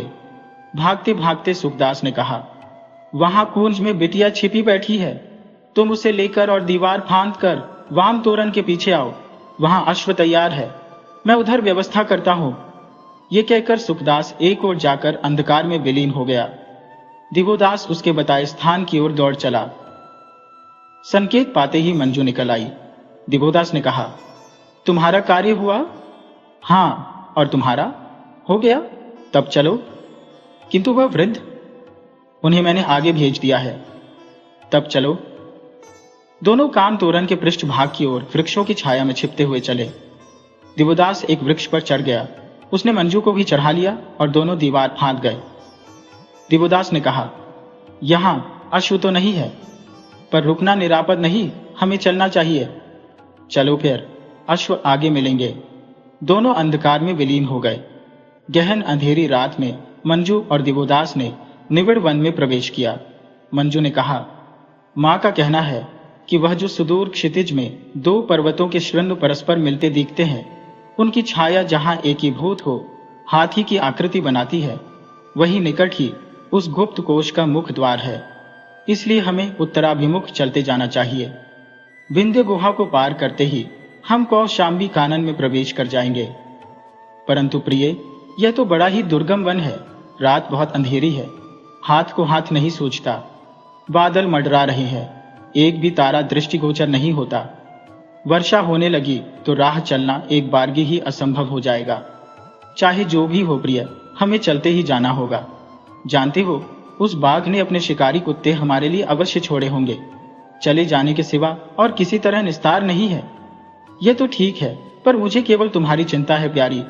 तुम्हारे कोमल पाद पद्म तो कल ही क्षत विक्षत हो चुके थे। तुम कैसे चल सकोगी? प्यारे, तुम्हारे साथ रहने से तो शक्ति और साहस का हृदय में संचार होता है। तुम चले चलो। और वे दोनों निविड़ दुर्गम गहन वन में घुसते चले गए। घनघोर वर्षा होने लगी, बिजली चमकने लगी, वन पशु इधर उधर भागने लगे, आंधी से बड़े बड़े वृक्ष उखड़ कर गिरने लगे। कंटीली झाड़ी में फंसकर दोनों के वस्त्र फटकर चिथरे चिथरे हो गए। शरीर क्षत विक्षत हो गया। फिर भी वे दोनों एक दूसरे को सहारा दिए चलते चले गए। अंततः मंजू गिर पड़ी। उसने कहा, अब नहीं चल सकती। थोड़ा और प्रिय, वह देखो, उस उपत्यका में आग जल रही है, वहां मनुष्य होंगे, आश्रय मिलेगा। मंजू साहस करके उठी, परंतु लड़खड़ाकर गिर पड़ी। उसने असहाय दृष्टि से दिवोदास को देखा। दिवोदास ने हाथ की तलवार मंजू के हाथ में देकर कहा, इसे मजबूती से पकड़े रहना प्रिय, और उसे उठाकर पीठ पर लाद ले चला। प्रकाश धीरे धीरे निकट आने लगा। निकट आकर देखा, एक जीर्ण कुटी है। कुटी के बाहर मनुष्य मूर्ति भी घूमती दिख पड़ी, परंतु और निकट आकर जो देखा तो भय से दिवोदास का रक्त जम गया। मंजू चीख मारकर मूर्छित हो गई। उन्होंने देखा, कुटी के बाहर छप्पर के नीचे एक कापालिक मुर्दे की छाती पर पद्मासन में बैठा है। उसकी बड़ी बड़ी भयानक लाल लाल आंखें हैं। उसका रंग कोयले के समान काला है। उसकी जटाएं और दाढ़ी लंबी लटक रही है तथा धूल मिट्टी से भरी है। कमर में एक व्याघ्र चर्म बंधा है, गले में मुंडमाला है, सामने मध्यपात्र धरा है, आग जल रही है, लपटें उठ रही है। कापालिक अधोर मंत्र पढ़कर मांस की आहुति डाल रहा है। मांस के अग्नि में गिरने से लाल पीली लपटें उठती हैं। दिवोदास ने साहस करके मंजू को नीचे पृथ्वी पर उतार दिया और शंकित दृष्टि से कापालिक को देखने लगा। कापालिक ने कहा, कस्त्वम? शरणागत? अक्षता सा? इसी बीच मंजू की मूर्छा जागी। उसने देखा, कापालिक भयानक आंखों से उसी की ओर देख रहा है। वह चीख मारकर दिवोदास से लिपट गई। कापालिक ने अट्टहास करके कहा, माँ भय, बाले, और फिर पुकारा, शार्म गरव, शार्म गरव। एक नन्न धड़ंग काला बलिष्ठ युवक लंगोटी कसे, गले में जनेऊ पहने, सिर मुड़ा हुआ, हाथ में भारी खड्ग लिए आ खड़ा हुआ। उसने सिर झुकाकर कहा, आज्ञा प्रभु, इन्हें महामाया के पास ले जाकर प्रसाद दे, हम मंत्र सिद्ध करके आते हैं। शार्मगरव ने खोखली वाणी से कहा, चलो। दिवोदास चुपचाप उसके पीछे पीछे चल दिया। मंजू उससे चिपककर साथ साथ चली। मंदिर बहुत जीर्ण और गंदा था। उसमें विशालाकार महामाया की काले पत्थर की नग्न मूर्ति थी, जो महादेव के शव पर खड़ी थी। हाथ में खांदा, लाल जीभ बाहर निकली थी। आठों भुजाओं में शस्त्र, गले में मुंडमाल सम्मुख पात्रों में रक्त पुष्प तथा मध्य से भरे घड़े धरे थे। एक पात्र में रक्त भरा था, सामने बलिदान का खंबा था, पास ही एक खांडा भी रखा था। दोनों ने देखा, वहां शार्ंगरव के समान ही 4 और दैत्य उसी वेश में खड़े हैं। मूर्ति के सम्मुख पहुंच शार्ंगरव ने कर्कश स्वर में कहा, अरे मूढ़, महामाया को प्रणिपात कर। दिवोदास ने देवी को प्रणाम किया। मंजू ने भी वैसा ही किया। एक यमदूत ने तब बड़ा सा पात्र दिवोदास के होठों से लगाते हुए कहा, पी जा अधर्मी, महामाया का प्रसाद है। मैं मद्य नहीं पीता। अरे अधर्मी, यह मद्य नहीं है, देवी का प्रसाद है, पी। 2 यमदूतों ने जबरदस्ती वह सारा मद्य दिवोदास के पेट में उड़ेल दिया। भय से अभिभूत हो मंजू ने भी मद्य पी ली। तब उन यमदूतों ने उन दोनों को बलियूद से कसकर बांध दिया। फिर बड़बड़ाकर मंत्र पाठ करने लगे। मंजू ने लड़खड़ाती वाणी से कहा, प्यारे, मेरे कारण तुम्हें यह दिन देखना पड़ा। प्यारी, इस प्रकार मरने में मुझे कोई दुख नहीं, परंतु स्वामी, हम फिर मिलेंगे, जन्म जन्म में हम मिलेंगे, प्रिय प्राणादि के।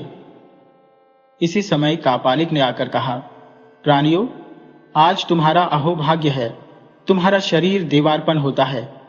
उसने रक्त से भरा पात्र उठाकर थोड़ा रक्त उनके मस्तक पर छिड़का, फिर उनके माथे पर रक्त का टीका लगाया। एक दैत्य ने झटका देकर उनकी गर्दनें झुकाई। उन पर कापालिक ने स्वस्ति का चिन्ह बना दिया। उसके बाद उन दैत्यों ने सिंदूर से वध्य भूमि पर भैवरी चक्र की रचना की। एक दैत्य भारी खांडा ले दिवोदास के पीछे जा खड़ा हुआ। मंजू ने साहस करके चिल्लाकर कहा, अरे पातकियों, पहले मेरा वध करो, मैं अपनी आंखों से पति का कटा सिर नहीं देख सकती। कालापेक ने एक बड़ा सा मद्य पात्र मुंह से लगाया और गटागट पी गया। फिर उसने गरज कर वार करने की आज्ञा दी, परंतु इसी क्षण एक चमत्कार हुआ। ब्रह्म राक्षस का खांडा हवा में लहराता ही रहा और उसका सिर कटकर पृथ्वी पर आ गिरा। कापालिक क्रोध और भय से थरथरा उठा। उसने कहा, अरे, किसने महामाया की पूजा भंग की? सुखदास ने रक्त भरा खड्ग हवा में नचाते हुए कहा, मैंने रे पातकी, अब भी तेरा धड़ भी शरीर से जुदा करता हो। इसी बीच वृद्ध ग्वाले ने दिवोदास और मंजू के बंधन खोल दिए। मुक्त होते ही दिवोदास ने झपट कर खांडा उठा लिया। उसने कापालिक पर तूफानी आक्रमण किया, परंतु कापालिक में बड़ा बल था। उसने खांडे सहित दिवोदास को उठाकर दूर पटक दिया। इसी समय सुखदास का खड्ग उसकी गर्दन पर पड़ा और वह वहीं लड़खड़ाकर गिर गया। वृद्ध ने भी एक यमदूत को भूमिशाय किया। शेष 2 प्राण लेकर भाग गए। दिवोदास घाव खा गए थे। सुखदास ने हाथ का सहारा दे दिवोदास को उठाया और बोला, साहस करो भैया, यहां से भाग चलो। दिवोदास ने कंधे पर मंजू को लाद लिया। दोनों व्यक्ति नंगी तलवार लिए साथ चले। वर्षा अब बंद हो गई थी। आकाश स्वच्छ हो गया था। वे बराबर उत्तराभिमुख होते जा रहे थे। मद्य के प्रभाव से मंजू मूर्छित हो गई थी। दिवोदास के भी पांव लड़खड़ा रहे थे, परंतु वह साथियों के साथ भागा जा रहा था। मंजू उसकी पीठ से खिसकी पड़ती थी। सुखदास उन्हें सहारा दे रहा था। इसी समय एक ओर से दल अश्वारोही सैनिकों ने उन्हें घेरकर बंदी बना लिया। सारा उद्योग विफल गया। बेचारे को बांध कर ले चले। कहने की आवश्यकता नहीं कि ये सिद्धेश्वर के सैनिक थे। चारों अपराधियों का विचार हो रहा था। उच्च स्वर्णपीठ पर आचार्य वज्रसिद्धि, सिद्धेश्वर और काशीराज उपस्थित थे। सम्मुख चारों अपराधी रस्सियों से बंधे खड़े थे। पीछे तलवार लिए सैनिक खड़े थे। दर्शकों की बड़ी भारी भीड़ एकत्र थी। मंजू घोषा ने करोड़ स्वर में चिल्लाकर कहा, आर्यपुत्र, इनसे कह दो कि हम धर्मतः पति पत्नी हैं। हमने देवता की साक्षी में विवाह किया है। प्रिय, अधीर मत हो, देखो तो ये भंड पाखंडी क्या निर्णय करते हैं। काशीराज ने कहा, भिक्षु, तुम क्या कहना चाहते हो? महाराज, यह मेरी विवाहिता पत्नी है और मैं श्रेष्ठी धनंजय का पुत्र दिवोदास हूँ। मेरी यह पत्नी लिच्छवी राजनंदिनी मंजू घोषा है। वज्र सिद्धि ने कहा, शातम पापम, तूने मुझसे प्रव्रज्या ली है, तू ऐसा कहकर भिक्षु धर्म से च्युत होता है। मंजू ने कहा, प्रियतम, इनसे कह दो कि मैं तुम्हारे भाभी पुत्र की माता हो, जो मेरे उदर में पोषण पा रहा है। सिद्धेश्वर, तू देवार्पित देवादासी है, क्या तूने ऐसा पातक किया है? इससे तो देवाधिष्ठान ही कलंकित हो गया। मंजू, कलंकित किया मैंने या तुम जैसे धर्म ढोंगियों ने, जो जंगली पशु की भांति खून के प्यासे हैं। तुम गाय की खाल ओढ़कर धर्म के ठेकेदार बने बैठे हो, धर्म की आड़ में आखेट करने वाले पेशेवर अपराधी हो। क्या सब खोलकर कह दो? सिद्धेश्वर महाराज, ये धर्मापराधी है, इनका विचार धर्मानुमोदित होना चाहिए, राज नियमानुसार नहीं। आप इसमें विक्षेप मत कीजिए, मैं इस दासी का प्रायश्चित्त विधान करूंगा। फिर उसने सैनिकों से कहा, अरे सैनिकों, इस दासी को अभी ले जाओ, मैं इसके पाप के प्रायश्चित्त की समुचित व्यवस्था करूंगा। दिवोदास ने क्रोध से पैर पटक कर कहा, कदापि नहीं महाराज, मैं आपको सावधान करता हूं कि लिच्छविराज नंदिनी का यदि बाल भी बांका हो गया तो आपके राज्य का खंड खंड हो जाएगा। काशीराज युवक, तुम बड़े उद्दत्त प्रतीत होते हो। काशीराज की मर्यादा को यदि तुम नहीं जानते तो चुप रहो। फिर उन्होंने वज्र सिद्धि की ओर दृष्टि करके कहा, आचार्य, आपके भिक्षु ऐसा ही विनय सीखते हैं? वज्र सिद्धि ने कहा, महाराज, मैं उसका धर्मानुशासन करूंगा। अरे भिक्षुओं, उस उन्मत्त भिक्षु को ले जाओ। फिर उसने काशीराज से कहा, महाराज, अब आप यज्ञ संपूर्ण कीजिए, कामना करता हो कि उसमें बाधा न उपस्थित हो। दिवोदास को भिक्षुगण बांधकर एक ओर तथा मंजू को सैनिक दूसरी ओर ले चले। मंजू ने कहा, प्राणनाथ, नदी तीर की वह प्रतिज्ञा याद रखना। दिवोदास ने कहा, उसे जीते जी नहीं भूलूंगा। तुम्हें आना होगा, कहो आओगे? आऊंगा प्रिय, आऊंगा, तो मैं तुम्हारी प्रतीक्षा करूंगी। मैं प्राणों पर खेल कर भी आऊंगा। दोनों को दो भिन्न भिन्न दिशाओं में खींच कर ले जाया गया। सुखदास और वृद्ध ग्वाला रह गए। सुखदास ने कहा, मैं भी भिक्षु हूं, मेरा धर्मानुशासन आचार्य करेंगे। आचार्य ने कहा, इन दोनों अपराधियों को भी महाराज मेरे ही सुपुर्द कर दें। काशीराज ने स्वीकार किया। आचार्य उठकर चल दिए। आवास पर आने पर सुखानंद ने कहा, मैं एक आवश्यक निवेदन एकांत में करना चाहता हूं। आचार्य ने एकांत में ले जाकर कहा, क्या करना चाहते हो तुम? आचार्य, मैं निरपराध हूं और यह वृद्ध भी। तू निरपराध कैसे है? आचार्य के विरुद्ध सिद्धेश्वर महाराज ने जो षड्यंत्र रचा था, मैं उसी की छानबीन कर रहा था। आचार्य, मुझे अपना कार्य करने दीजिए। कौन सा कार्य? आचार्य, उस देवदासी को यहां से ले जाना चाहते हैं ना? चाहता तो हो, पर सिद्धेश्वर की उस पर कुदृष्टि है, यह मैं देख चुका हूं, परंतु मैं उसे यहां से उड़ा ले चलूंगा। किस प्रकार? ये मुझ पर छोड़ दीजिए आचार्य। किंतु धर्मानुज जो है वह तो आपके अधीन है आचार्य, वह कर क्या सकता है? और यह बूढ़ा मूर्ख कौन है? एक गंवार है आचार्य, लोभ लालच देकर अपनी सहायता के लिए रख लिया है। तो तुम दोनों को मुक्त करता हो, कार्य करो। किंतु आचार्य, केवल मुक्ति ही नहीं, स्वर्ण भी चाहिए। स्वर्ण भी ले भद्र, पर उस दासी को निकाल ले चल। ये कौन सी बड़ी बात है? कह दूंगा, मैं उस भिक्षु का संदेशवाहक हूं, उसी ने तुझे बुलाया है। हंसती खेलती चली आएगी। उसने मुझे उसके साथ देखा भी है। इसके बाद जैसा आचार्य चाहे। तो भद्र, तो चेष्टा कर। आचार्य, मुझे इस मूर्ख धर्मानुज से भी मिलते रहने की अनुमति दी जाए। किस लिए? उसे बहका फुसलाकर एक पत्र उस दासी के नाम लिखा सको तो कार्य जल्द सिद्ध होगा। तो तुझे स्वतंत्रता है। आचार्य, फिर तो काम सिद्ध हुआ रखा है। वह सिर हिलाता हुआ वृद्ध चरवाहे के साथ एक ओर को रवाना हो गया। कई मास तक काशीराज का यज्ञानुष्ठान चलता रहा। इस बीच मंजू और देवी सुनैना अंधकूप में पड़ी रही। उन्हें बाहर निकालने का सुयोग सुखदास को नहीं मिला, परंतु जो ही यज्ञ समाप्त हुआ तथा आचार्य वज्र सिद्धि काशी से विदा हुए, सुखदास की युक्ति और उद्योग से मंजू और देवी सुनयना अंधकूप से मुक्त होकर भाग निकली। परंतु इस विपत्ति एक दूसरी विपत्ति आ खड़ी हुई। मंजू को प्रसव वेदना होने लगी। देवी सुनयना ने सुखदास से कहा, अब तो कहीं आश्रय खोजना होगा, चलना संभव ही नहीं है। निरुपाय मंजू को एक वृक्ष के नीचे आश्रय दे सुखदास और वृद्ध चरवाहा दोनों ही आहार और आश्रय की खोज में निकले। परंतु इस बीच ही में मंजू शिशु प्रसव करके मूर्छित हो गई। यह दशा देख देवी सुनयना घबरा गई। उन्होंने साहस करके शिशु की परिचर्या की तथा मंजू की जो भी संभव शुश्रूषा हो सकती थी करने लगी। मंजू की दशा बहुत खराब हो रही थी। थकान, भूख और शोक से वह पल्ले ही जर्जर हो चुकी थी। अब इतना रक्त निकल जाने से उसके मुंह पर जीवन का चिन्ह ही न रहा। सुनयना यह देख डर गई।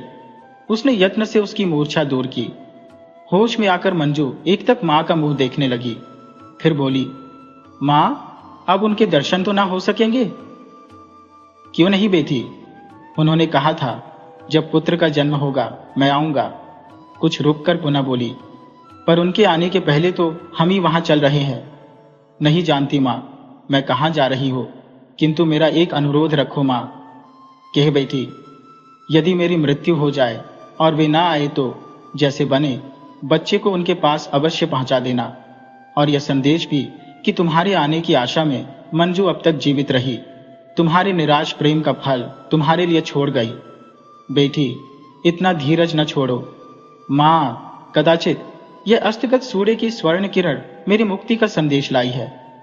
अरे बेटी, ऐसी अशुभ बात मत कहो। तुम फलो फूलो और मैं इन आंखों से तुम्हें देखो, इसलिए न मैंने अब तक अपने जीवन का भार ढोया है। मां, मैं बहुत जी चुकी, बहुत फली फूली, और मैंने संसार को अच्छी तरह देखभाल लिया। मेरा जीवन उस फूल की भांति रहा जो सूर्य की किरणों को छूकर खिल उठा और उसी के तेज में झुलस कर सूख गया। सुनैना रोने लगी। मंजू ने कहा, मां, दुखी न हो, इस फूल की पंखुड़ियां झड़ जाएंगी और झंझवायु उन्हें उड़ाकर कहां की कहां ले जाएगी। सूर्य आज भी अस्त हो गया। वे न आए न आए, अंधकार बढ़ा चला आ रहा है। यह जैसे मेरे जीवन पर पर्दा डाल देगा। कदाचित मेरे जीवन दीपक के बुझने का समय आ गया। वह मूर्छित होकर निर्बल हो गई। सुनैना ने घबरा कर कहा, मंजू, आंखें खोलो बेटी, इस फूल से सुकुमार बच्चे को देखो। मंजू ने आंखें खोलकर टूटे फूटे स्वर में कहा, नहीं आए, इस अपने नन्हे को देखने भी नहीं आए। कैसा प्यारा है नन्हा, आनंद की स्थायी मूर्ति। मां, उसे मेरे और पास लाओ। वह तो तुम्हारे पास ही है बेटी। और पास और पास और वह बेसुध हो गई। फिर उसने आंख खोलकर बच्चे को देखकर कहा, वैसे ही आंखें हैं, वैसे ही होठ। उसने बच्चे का मुंह चूम लिया और हृदय से लगा लिया। इसके बाद ही उसकी आंखें पतरा गई और चेहरा सफेद हो गया। श्वास की गति भी रुक गई। सुनैना देवी धाड़ मारकर रो उठी। उन्होंने कहा, मेरी बेटी, तू तो बीच मार्ग में ही चली, मेरी सारी तपस्या विफल हो गई। परंतु देवी सुनैना को इस विपत्काल में रोकर जी हल्का करने का अवसर भी न मिला। उन्हें निकट ही अश्वारोहियों के आने का शब्द सुनाई दिया। अब वे क्या करें? उनका ध्यान बच्चे पर गया। उसे उठाकर उन्होंने अपनी छाती से लगा लिया। एक बार उन्होंने मंजू के निमीलित नेत्रों की ओर देखा। घोड़ों की पध्वनि निकट आ रही थी। उन्हें मंजू का अनुरोध याद आया और हृदय में साहस कर उन्होंने अपना संकल्प स्थिर किया। उन्होंने कहा, विदा बेटी, तुझे मैं माता वसुंधरा को सौंपती हूँ और तेरा अनुरोध पालन करने जा रही हूँ। उन्होंने वस्त्र से मंजू का मुंह ढांप दिया और बालक को छाती से लगाकर एक ओर चलकर अंधकार में विलीन हो गई। दिवोदास को संघाराम के गुप्त बंदी गृह में लाकर रखा गया। उस बंदी गृह में ऊपर छत के पास केवल एक छेद था, जिसके द्वारा भोजन और जल बंदी को पहुंचा दिया जाता था। उसी छेद द्वारा चंद्रमा की उज्ज्वल किरणें बंदी गृह में आ रही थी। उसी को देखकर दिवोदास कह रहा था, कैसी प्यारी है यह चंद्र किरण, प्यारी की मुस्कान की भांति उज्ज्वल और शीतल। उसने पृथ्वी पर झुककर वह स्थल चूम लिया। बाहर चांदनी छिटक रही होगी, रात दूध में नहा रही होगी, परंतु मेरा हृदय इस बंदीगृह के समान अंधकार से परिपूर्ण है। वह दोनों हाथों से सिर थाम कर बैठ गया। इसी समय एक खटका सुनकर वह चौंक उठा। बंदी गृह का द्वार खोलकर पहरेदार ने आकर कहा, ये स्त्री तुमसे मिलना चाहती है, परंतु जल्दी करना। भंते, मैं अधिक प्रतीक्षा नहीं करूंगा। काले वस्त्रों में आवेष्टित एक स्त्री उसके पीछे थी। उसे भीतर करके प्रहरी ने बंदी गृह का द्वार बंद कर लिया। दिवोदास ने कहा, कौन है? यह अभागिनी सुनयना है। मां, तुम आई हो? बड़ी कठिनाई से आप आई हो दिवोदास। तुम ना आ सके ना? न आ सका, किंतु मेरा पुत्र प्रसव हुआ, किंतु तुम झूठे हुए बेटे। हाँ मां, मंजू से कहो वह मुझे दंड दे। उसने दंड दे दिया बच्चे। तो मां, मैं हंसकर सह लूंगा। कहो क्या दंड दिया है? सह न सकोगे? ऐसा दंड है? हाँ पुत्र। नहीं, ऐसा हो नहीं सकता। मंजू मुझे दंड दे और मैं सह न सकूं, सहकर हंस न सकूं, तो मेरे प्यार पर भारी कलंक होगा मां। कैसे कहूं? कहो मां। सुन न सकोगे? कहो कहो। उसने अपने प्राण दे दिए। प्राण दे दिए? दिवोदास ने पागल की भांति चीत्कार किया। हाँ पुत्र, हम बंदी गृह से मुक्त होकर भागे जा रहे थे। मार्ग ही में उसने एक वृक्ष के नीचे पुत्र को जन्म दिया और फिर मुझसे एक अनुरोध करके वह विदा हुई। क्या अनुरोध था मां?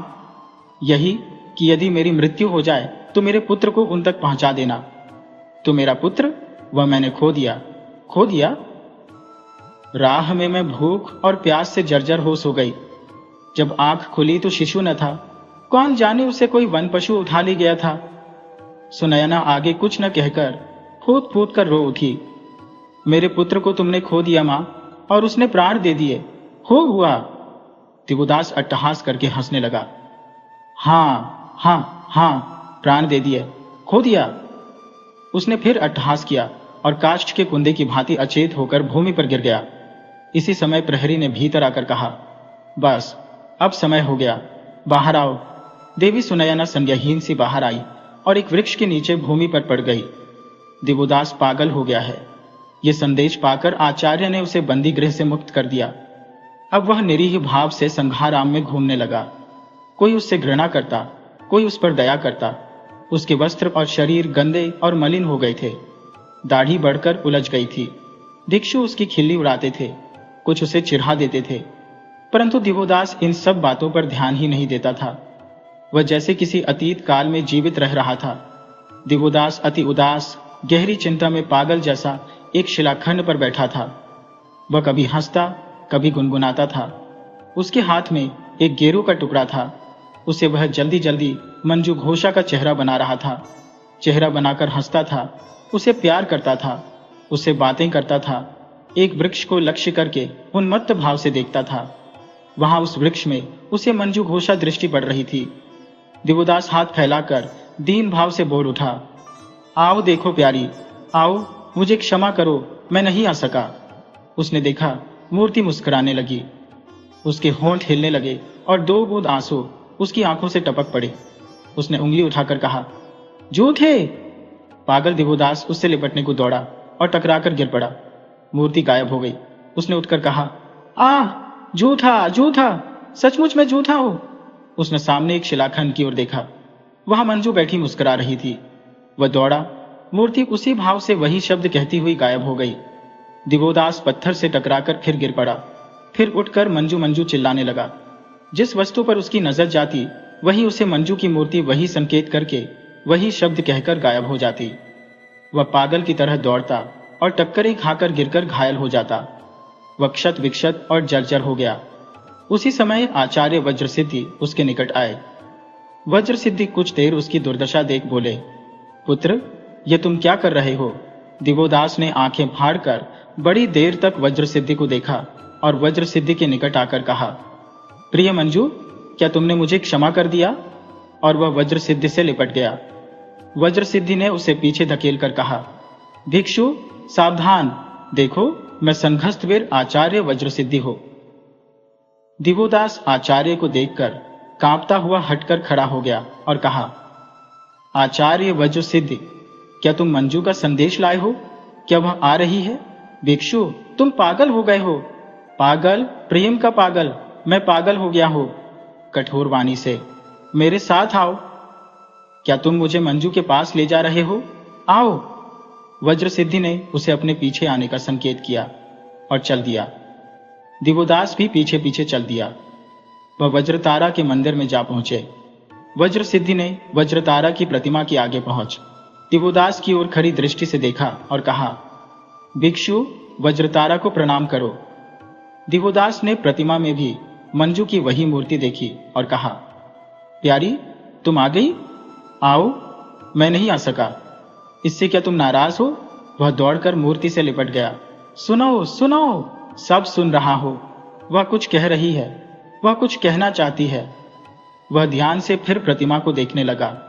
उसे प्रतीत हुआ मंजू कुछ संकेत कर रही है। दिवोदास ने उधर हाथ फैला दिए। वज्र सिद्धि ने दिवोदास को झकझोर कर कहा, सुनो, तुम्हें वज्रतारा की मूर्ति बनानी होगी। हमें मालूम हुआ है तुम कुशल चित्रकार हो गए हो। दिवोदास ने भाव निमग्न सा होकर कहा, मैं अभी प्यारी की मूर्ति बनाता हूं।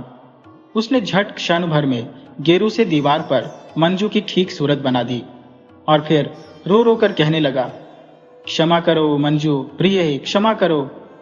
वज्र सिद्धि ने क्रुद्ध होकर कहा, तुम्हें वज्रतारा की मूर्ति बनानी होगी, इसके लिए 2 मास तक तुम्हें एकांत में रहना होगा। उन्होंने एक भिक्षु से कहा, गोपेश्वर, तुम इसको सब व्यवस्था समझाकर सब प्रबंध कर दो। इतना कह आचार्य चले गए। दिवोदास की छेनी खटाखट चल रही थी। भूख प्यास और शीत ताप उसे नहीं व्याप रहा था। अपने शरीर की उसे सुध नहीं थी। वह निरंतर अपना काम कर रहा था। छेनी पर हथौड़े की चोटें पड़ रही थी और शिलाखंड में से मंजू की मूर्ति विकसित होती जा रही थी। वह सर्वथा एकांत स्थल था। वहां किसी को भी आने की अनुमति न थी। वह कभी गाता, कभी गुनगुनाता, कभी हंसता और कभी रोता था। कभी करुण स्वर में क्षमा मांगता, कभी मूर्ति से लिपट जाता। उसकी तन्मयता की सीमा को पार कर गई थी, जैसे वह मूर्ति में मूर्तिमय हो चुका हो। मूर्ति बनकर तैयार हो गई। दिवोदास के शरीर में केवल हड्डियों का ढांचा मात्र रह गया था। उसके दाढ़ी और सिर के बालों ने उलझकर उसकी सूरत भूत के समान बना डाली थी। परंतु उस एकांत अनुष्ठान में कोई उसके पास नहीं आ पाता था। वह बड़ी देर तक मूर्ति के मुख को एकटक देखता रहा। वह मुंह हूबहू मंजू का मुंह था। उसे ऐसा प्रतीत हुआ कि वह मुंह मुस्कुरा रहा है। उसे उसके ओठ हिलते दिख पड़े। उसने जैसे सुना कि उन ओठों में से एक शब्द बाहर हुआ, झूठे। उसकी आंखों में आंसू भर आए। उसने मूर्ति के पैरों में गिरकर कहा, मुझे क्षमा करो मंजू, मैं नहीं आ सका। पर तुमने मेरा पुत्र भी तो खो दिया। दिवोदास कोप कर धरती पर गिर पड़ा और अंत में द्वार तोड़ चिल्लाता हुआ गहन वन में भाग गया। वज्रतारा पूजा महोत्सव पर्व था। सहस्रों भिक्षु एकत्रित थे। संघाराम विविध भांति सजाया गया था। दूर दूर से श्रद्धालु श्रावक, गृहस्थ और श्रेष्ठ जन आए थे। बीच प्रांगण में स्वर्ण मंडित रथ था। उस पर वस्त्र में आवेष्टित वज्रतारा की मूर्ति थी। आचार्य वज्र सिद्धि बड़े व्यस्त थे। उन्होंने व्यग्र भाव से कहा, क्या अभी तक धर्मानुज का कोई पता नहीं लगा? नहीं आचार्य, चारों ओर गुप्तचर उसे खोजने गए हैं। परंतु पूजन तो नियमानुसार वही कर सकता है जिसने मूर्ति बनाई है, अतः उसका अनुसंधान करो। मुहूर्त में अब देर नहीं है। आज्ञा होने पर और भी चर भेज दिए गए। दिवोदास अति दयनीय अवस्था में भूख प्यास से व्याकुल अर्धमृत सा हो एक शिलाखंड पर अचेत पड़ा था। उसी समय चरों ने वहां पहुंचकर उसे देखा। उसे चेत में लाने की बहुत चेष्टा की, परंतु उसकी मूर्छा भंग न हुई। निरुपाय हो चर उसे पीठ पर लादकर संघाराम में ले आए। संघाराम के चिकित्सकों ने उसका उपचार किया। उपचार से तथा थोड़ा दूध पीने से वह कुछ चैतन्य हुआ, परंतु उसकी संज्ञा नहीं लौटी। बाहर बहुत कोलाहल हो रहा था। सहस्रों भिक्षु और भावुक भक्त चिल्ला रहे थे। दफ मृदंग मीरज बज रहे थे। सारा प्रांगण मनुष्यों से भरा था। महाराज श्री गोविंद पालदेव आ चुके थे। उन्होंने अधीर होकर कहा, आचार्य, अब पूजन अनुष्ठान प्रारंभ हो। आचार्य ने चिंतित स्वर में कहा, भिक्षु धर्मानुज को यहां लाओ, वह विधिवत पूजन करे। कुछ भिक्षु उसे पकड़ कर ले आए। वह गिरता पड़ता आकर मूर्ति के सम्मुख खड़ा होकर हंसने लगा। इसी समय मूर्ति का आवरण उठाया गया। मूर्ति के मुख पर दिवोदास ने दृष्टि डाली। उसे प्रतीत हुआ जैसे मूर्ति मुस्कुरा रही है। उसने फिर देखा। मूर्ति ने 2 उंगली ऊपर उठाकर कहा, झूठे। उसने स्वयं वह शब्द सुना। स्पष्टतया। उसने मूर्ति के ओठों को हिलते देखा। यह देखते ही दिवोदास मूर्छित होकर मूर्ति के चरणों में गिर गया। अनुष्ठान खंडित हो गया। आचार्य वज्रसिद्धि असंयत होकर उठ खड़े हुए। सहस्र सहस्र भिक्षु, नमो अरिहंताय नमो बुद्धाय, चिल्ला उठे। आचार्य ने उच्च स्वर से कहा, इस विक्षिप्त भिक्षु को भीतर ले जाओ, मैं स्वयं अनुष्ठान संपूर्ण करूंगा। परंतु इसी समय मेघ गर्जन के समान एक आवाज आई, ठहरो। सहस्रों ने देखा, एक भव्य प्रशांत मूर्ति धीर स्थिर गति से चली आ रही है। उसके पीछे सुनैना वस्त्र में कुछ लपेटे हुए आई है। उनके पीछे सुखदास और वही वृद्ध ग्वाला है। लोगों ने देखा, उसी सौम्य मूर्ति के साथ महाश्रेष्ठ धनंजय भी है। सौम्य मूर्ति सबके देखते देखते वेदी पर चढ़ गई। उसने प्रतिमा के सिर पर हाथ रखा। हाथ रखते ही प्रतिमा सजीव हो गई। वह हिलने लगी। प्रतिमा में सजीवता के लक्षण देख सहस्रों कंठ भगवती वज्रतारा की जय चिल्ला उठे। प्रतिमा ने हाथ उठाकर सबको शांत और चुप रहने का संकेत किया। क्षण भर ही में सन्नाटा छा गया। मूर्ति ने वीणा की झंकार के समान मोहक स्वर में कहा, मोर भिक्षुओं, तुम जानते हो कि धर्म क्या है? सहस्रों कंठों ने विस्मित होकर कहा, माता, आप हमें धर्म की दीक्षा दीजिए। मूर्ति ने कहा, मनुष्य के प्रति मनुष्यता का व्यवहार करना सबसे बड़ा धर्म है। संसार को संसार समझना धर्म का मार्ग है। सहस्रों कंठों से निकला, मातेश्वरी वज्रतारा की जय हो। मूर्ति ने फिर वज्रसिद्धि की ओर उंगली से संकेत करके कहा, यह धर्मढोंगी पुरुष लाखों मनुष्यों को धर्म से दूर किए जा रहा है। मैं इस पाखंडी का वध करूंगी। मूर्ति ने सहसा खड्ग ऊंचा किया। जनपद स्तब्ध रह गया। भिक्षुगण चिल्ला उठे, रक्षा करो देवी, रक्षा करो। वज्रसिद्धि अब तक विमूढ़ बना खड़ा था। अब उसने मूर्ति के रूप में मंजू को पहचान कर कहा, यह देवी वज्रतारा नहीं है, ये पापिष्ठा धूत पापेश्वर के मंदिर की अधम देवदासी मंजू घोषा है। इसे बांध लो। मंजू ने कहा, वही हो, और तुमसे पूछती हो कि तुम मनुष्य को मनुष्य की भांति क्यों नहीं रहने देना चाहते? वज्रसिद्धि ने फिर गरज कर कहा, बांधो इस पापिष्ठा को। जनता में कोलाहल उठ खड़ा हुआ। सहस्रों भिक्षु रथ पर टूट पड़े। अब उस भव्य सौम्य पुरुष मूर्ति ने हाथ उठाकर कहा, सब कोई जहां हो वहीं शांत खड़े रहो। इस बार फिर सन्नाटा हो गया। उसी भव्य मूर्ति ने उच्च स्वर से पुनः कहा, मैं ज्ञानश्री मित्र हूं, तुम्हें शांत रहने को कहता हूं। आचार्य ज्ञानश्री मित्र का नाम सुनते ही सहस्र सहस्र सिर पृथ्वी पर झुक गए। महाराज गोविंदपाल देव ने उठकर साष्टांग दंडवत किया। लोग आश्चर्य विमुग्ध उस महापुरुष को देखने लगे, जिसका दर्शन पाना दुर्लभ था तथा जो त्रिकालदर्शी प्रसिद्ध था। आचार्य ने देवी सुनैना को संकेत किया। उन्होंने वस्त्र में आवेष्टित बालक को मंजू की गोद में दे दिया। मंजू ने खड्ग रखकर बालक को छाती से लगाकर कहा, यह मेरा पुत्र है, जिसे वे अभागे धर्म पाखंडी पाप का फल कहते हैं, जिनके अपने पाप ही अगणित है। भिक्षुओं में फिर क्षोभ उठ खड़ा हुआ। आचार्य ज्ञान ने मेघ गर्जन के स्वर में कहा, भिक्षुओं शांत रहो। फिर उन्होंने दिवोदास के मस्तक पर हाथ रखकर कहा, उठो श्रेष्ठ पुत्र। दिवोदास जैसे गहरी नींद से जग गया हो। उसने इधर उधर आश्चर्य से देखा, फिर पुत्र को गोद में लिए मंजू को सम्मुख मुस्कुराती खड़ी देखकर बारंबार आंख मलकर कहा, यह मैं क्या देख रहा हूं? स्वप्न है या सत्य? सब सत्य है प्राणाधिक। यह तुम्हारा पुत्र है, इसका चंद्रमुख देखो। दिवोदास का लुप्त ज्ञान पीछे लौट रहा था। उसने भुनभुनाकर कहा, कैसी मीठी भाषा है, कैसे ठंडे शब्द है। आहा, कैसा सुख मिला, जैसे कलेजे में ठंडक पड़ गई। मंजू ने कहा, प्यारे प्राणेश्वर, इधर देखो। उसने दिवोदास का हाथ पकड़ लिया। दिवोदास का उस स्पर्श से चैतन्य हो जाग उठा। उसने कहा, क्या क्या तुम हो सचमुच? तो ये स्वप्न नहीं है। वह फिर आंखें मलने लगा। मंजू ने कहा, स्वामिन आर्यपुत्र, यह तुम्हारा पुत्र है, लो। मेरा पुत्र? उसने दोनों हाथ फैला दिए। पुत्र को लेकर उसने छाती से लगा लिया। वज्रसिद्धि ने एक बार फिर अपना प्रभाव प्रकट करना चाहा। उसने ललकार कर कहा, भिक्षुओं, इन धर्म विद्रोहियों को बांध लो। भिक्षुओं ने एक बार फिर शोर मचाया। वे रथ पर टूट पड़े। दिवोदास ने रोकना चाहा, परंतु वह धक्का खाकर गिर गया। सहसा महाराज गोविंदपाल देव ने खड़े होकर कहा, जो जहां है वहीं खड़ा रहे। महाराज की घोषणा सुनते ही एक बार स्तब्धता छा गई। महाराज ने सेनापति को आज्ञा दी, सेनापति, इन उन्मत्त भिक्षुओं को घेर लो। क्षण भर ही में सेना ने समस्त भिक्षु मंडली को तलवारों की छाया में ले लिया। आतंकित होकर भिक्षु मंत्र पाठ भूल गए। जनता भयभीत हो भागने की जुगत सोचने लगी। वज्रसिद्धि ने क्रुद्ध होकर कहा, महाराज, यह आप अधर्म कर रहे हैं। महाराज ने कहा, मैं यह जानना चाहता हूं आचार्य, ये कैसा धर्म कार्य हो रहा है।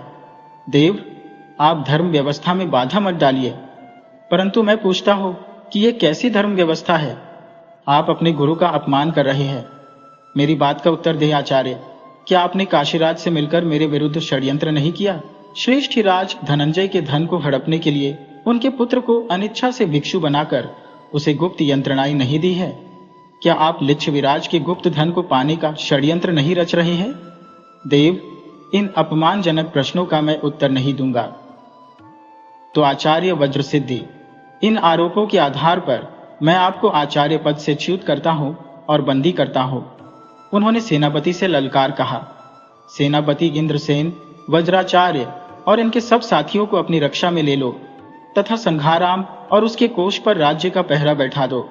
तुम्हारे काम में जो भी विघ्न डाले उसे बिना विलंब खड्ग से 4 टुकड़े करके संघाराम के चारों द्वारों पर फेंक दो।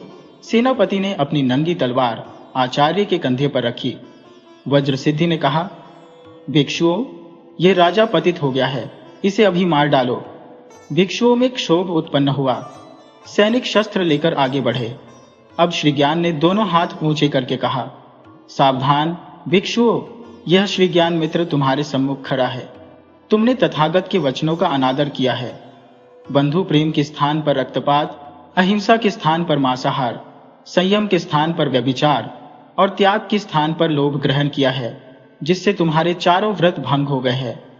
तुमने भिक्षु वेश को कलंकित किया है और तथागत के पवित्र नाम को कलुषित किया है।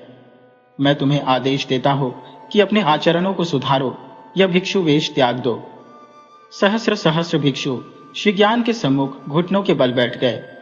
महाराज ने कहा, भिक्षुओं, तुम्हारे अनाचार की बहुत बातें मैंने सुनी है। प्रजा तुम्हारे अत्याचारों से तंग है। तुम्हारे गुरु घंटाल का भंडाफोड़ हो गया है। मैं चाहता हूं भगवान श्री ज्ञान के आदेश का पालन करो, अपने अपने स्थान को लौट जाओ। भिक्षुओं ने एक स्वर से महाराज और ज्ञानश्री मित्र का जय जयकार किया। महाराजा ने कहा, श्रेष्ठी धनंजय, आओ अपने पुत्र पौत्र और पुत्र वधू को आशीर्वाद दो। धनंजय दौड़कर पुत्र से लिपट गया। दिवोदास ने पिता के चरणों में गिरकर अभिवादन किया। मंजू ने भी सबको प्रणाम किया और बच्चे को श्वशुर की गोद में दे दिया। महाराज ने कहा, श्रेष्ठीराज, यह सौभाग्य तुम्हें भगवान श्री ज्ञान की कृपा से मिला है। उन्होंने मंजू घोषा और उसके पुत्र की प्राण रक्षा की और बड़े कौशल से मूर्ति के स्थान पर उसे प्रकट किया। सुनयना ने करबद्ध होकर कहा, तो भगवान, आप ही मेरे बच्चे के चोर हैं। ये कार्य भी मुझ वीतराग पुरुष को करना पड़ा। जब मंजू को मैंने जंगल में असहाय वृक्ष के नीचे मूर्छितावस्था में पड़ा देखा तो उसे मैं अपने आश्रम में उठा लाया। उपचार से वह स्वस्थ हुई तो बच्चे के लिए उसने बहुत आफत मचाई। मैं जानता था कि तुम राज्य से बच्चा मुझे न दोगी।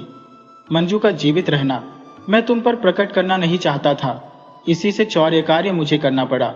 अब बुद्ध शरणम। भगवान, मैं तो ऐसी अंधी हो गई कि पुत्री को आरक्षित छोड़कर भाग निकली, परंतु मुझे बालक की रक्षा का विचार था। यह सब भवितव्य था जो अकस्मात हो गया। किंतु भगवान, यह मूर्ति के स्थान पर मंजू कैसे आ गई, यह हमसे पूछिए। सुखदास ने आगे बढ़कर कहा, हम लोग जब स्थान आदि की सुव्यवस्था करके वृक्ष के निकट पहुंचे तो वहां कोई न था। इससे हम बहुत व्याकुल हुए, सारा जंगल छान मारा। तब भगवान के हमें दर्शन हुए और जब मंजू को हमारी देख रेख में छोड़कर भगवान बच्चा चुराने के लिए गए तो हमने मिलकर यह योजना बना ली।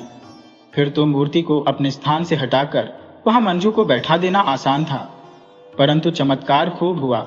यह कहकर सुखदास हंसने लगा। सभी लोग हंस दिए। सुखदास ने वृद्ध ग्वाले की ओर संकेत करके कहा, इन महात्मा ने प्राणपण से मंजू की सेवा करके प्राण बचाए। हमारी योजना न सफल होती यदि यह मदद न करते। ग्वाले ने चुपचाप सबको हाथ जोड़ दिए। आचार्य श्री ज्ञान ने कहा, यह सब विधि का विधान है लिच्छवि राजमहिषी। राजा ने अकचकाकर कहा, यह आपने क्या शब्द कहा? लिच्छवि राजमहिषी कौन? महाराज, यह देवी सुनयना लिच्छविराज श्री नृसिंहदेव की पट्टराज महिषी कीर्ति देवी है, जिन्हें काशीराज ने छल से मारकर उनके राज्य को विध्वंस किया था। मंजू घोषा इन्हीं की पुत्री है। महाराज ने कहा, महारानी, इस राज्य में मैं आपका स्वागत करता हूं, और राजकुमारी, आपका भी तथा कुमार को मैं वैशाली का राजा घोषित करता हूं, और उनके लिए यह तलवार अर्पित करता हूं जो शीघ्र काशीराज से उनका बदला लेगी। रानी ने कहा, हम दोनों माता पुत्री कृतार्थ हुई। महाराज, आपकी जय हो। अब इस शुभ अवसर पर यह तुच्छ भेंट मैं दिवोदास को अर्पण करती हूँ। उसने अपने कंठ से एक तावीज निकालकर दिवोदास के हाथ में देते हुए कहा, इसमें उस गुप्त रत्न कोश का बीजक है जिसका धन 7 करोड़ स्वर्ण मुद्रा है। पुत्र, मुझ अभागिन विधवा का यह तुच्छ दहेज स्वीकार करो। श्रेष्ठी धनंजय ने आगे बढ़कर कहा, महारानी, आपने मुझे और मेरे पुत्र को धन्य कर दिया। आचार्य श्री ज्ञान ने हाथ उठाकर कहा, आप सबका कल्याण हो। आज से मैं आचार्य शाक्य श्रीभद्र को इस महाविहार का कुलपति नियुक्त करता हूं। महाराज ने स्वीकार किया और सबने आचार्य को प्रणाम किया और अपने गंतव्य स्थान की ओर चले गए। आचार्य शाक्य श्रीभद्र महायान के आचार्य थे, शून्यवाद के परम पंडित थे। उसके नाम और पांडित्य की बड़ी धूम थी। विक्रमशिला विश्वविद्यालय के पीठाधीश्वर हो जाने पर भी वज्र गुरुओं का गुट विक्रमशिला से टूटा नहीं। यद्यपि आचार्य वज्र सिद्धि अब कुलपति नहीं रहे थे, पर वे वज्र गुरुओं के शिरोमणि थे। ये वज्र गुरु वैपुल्यवादी थे और उनका संगठन साधारण न था। उनके सामने आचार्य शाक्य श्रीभद्र की चलती नहीं थी, जो हजारों लाखों तरुण तरुणियां पीत कफनी पहन कच्ची उम्र में ही भिक्षु भिक्षुणी हो जाते थे। उनकी काम वासना तो कायम ही रहती थी। किसी भी ज्ञान और उपदेश से वह दबती न थी। वह तो स्वस्थ शरीर का नैसर्गिक धर्म था। वैपुल्यवादी एकाभिप्रायण स्त्री गमन कर सकते थे। वे गृहस्थों की भांति मानव शरीर की प्राकृतिक आवश्यकता को गृहस्थाश्रम के सीधे साधे सरल मार्ग द्वारा पूर्ण नहीं करते थे। वे तो एकाभिप्राय की आड़ लेकर रहस्यपूर्ण शब्दजाल द्वारा संभोग क्रिया का सम्यक संबुद्ध बनने के लिए वज्रगुरु की सहमति से स्त्री सेवन कर सकते थे।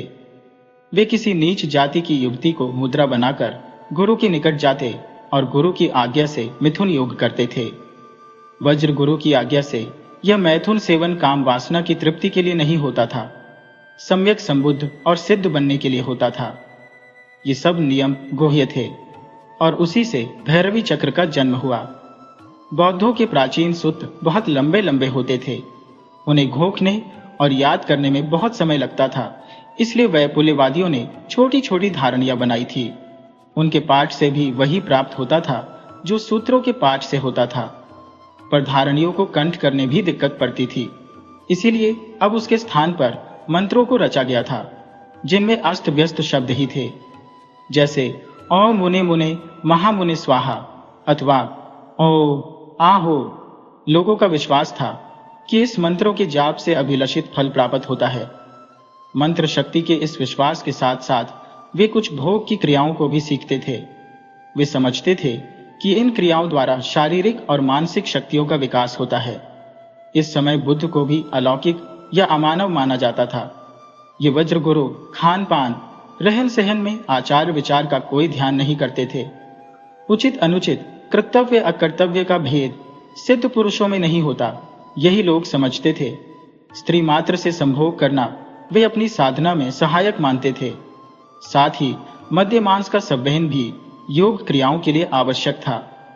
ऐसा ही यह युग था जिसका केंद्र विक्रमशिला, नालंदा और उदंतपुरी के विहार बने हुए थे। एक ओर इन विद्या केंद्रों में भांति भांति के शास्त्र और विद्याएं पढ़ाई जाती थी, जिसकी ख्याति देश देशांतरों में थी, तो दूसरी ओर ये धर्म पाखंड और अत्याचार चल रहे थे। इस काल में सदगृहस्थ ब्राह्मणों और बौद्ध भिक्षुओं का समान आदर सत्कार करते थे। शैवों, शाक्तों और वाम मार्गियों के कई अघोरी पंथ भी थे, जिनसे गृहस्थ भयभीत रहते थे। पौराणिक धर्म के पुनरुत्थान के साथ जिन देवी देवताओं की उपासना का आरंभ हुआ, बौद्ध उनकी उपेक्षा नहीं कर सके। उन्होंने उन्हें नए नामों से अपने धर्म में सम्मिलित कर लिया। मंजूश्री तारा, अवलोकितेश्वर आदि नामों से अनेक देवी देवताओं ने बौद्ध धर्म में भी प्रवेश कर लिया था। कुछ तो इस कारण से और कुछ तंत्रवाद के प्रवेश ने शक्ति के उपासक पौराणिक और वज्रयानी बौद्धों को परस्पर निकट ला दिया था। पौराणिकों ने बुद्ध को 10 अवतारों में गिन लिया था। पाल देशी बौद्ध राजा थे, पर ब्राह्मणों को भी मानते थे। 7वीं शताब्दी ही में अनेक ऐसे पौराणिक पंडितों ने जन्म लिया, जिन्होंने अपनी तर्क शक्ति और विद्वत्ता के प्रभाव से सबको चकाचौंध कर दिया। कुमारिल भट्ट और प्रभाकर के नाम इनमें विशेष रूप से उल्लेखनीय है। शंकर भी एक असाधारण पुरुष थे। इनके कारण बौद्ध भिक्षुओं का प्रताप कम अवश्य पड़ गया था, पर बौद्ध संघ को स्थापित हुए 1000 साल से भी ऊपर हो चुके थे। उनके मठों में अतोल संपदा जमा हो गई थी और मगध के विहारों में हजारों भिक्षु निश्चिंत होकर आनंद के साथ जीवन व्यतीत करते थे। वे केवल अब नाम के भिक्षु थे। भिक्षा मांगने, भिक्षा पात्र लेकर उन्हें अब लोगों के घर जाना नहीं पड़ता था। इधर आश्रमों और मठों के रहने वाले सन्यासियों में भी स्फूर्ति उदय हुई थी। इससे भारत में उस समय बौद्धों के प्रति उदासीनता बढ़ती जाती थी।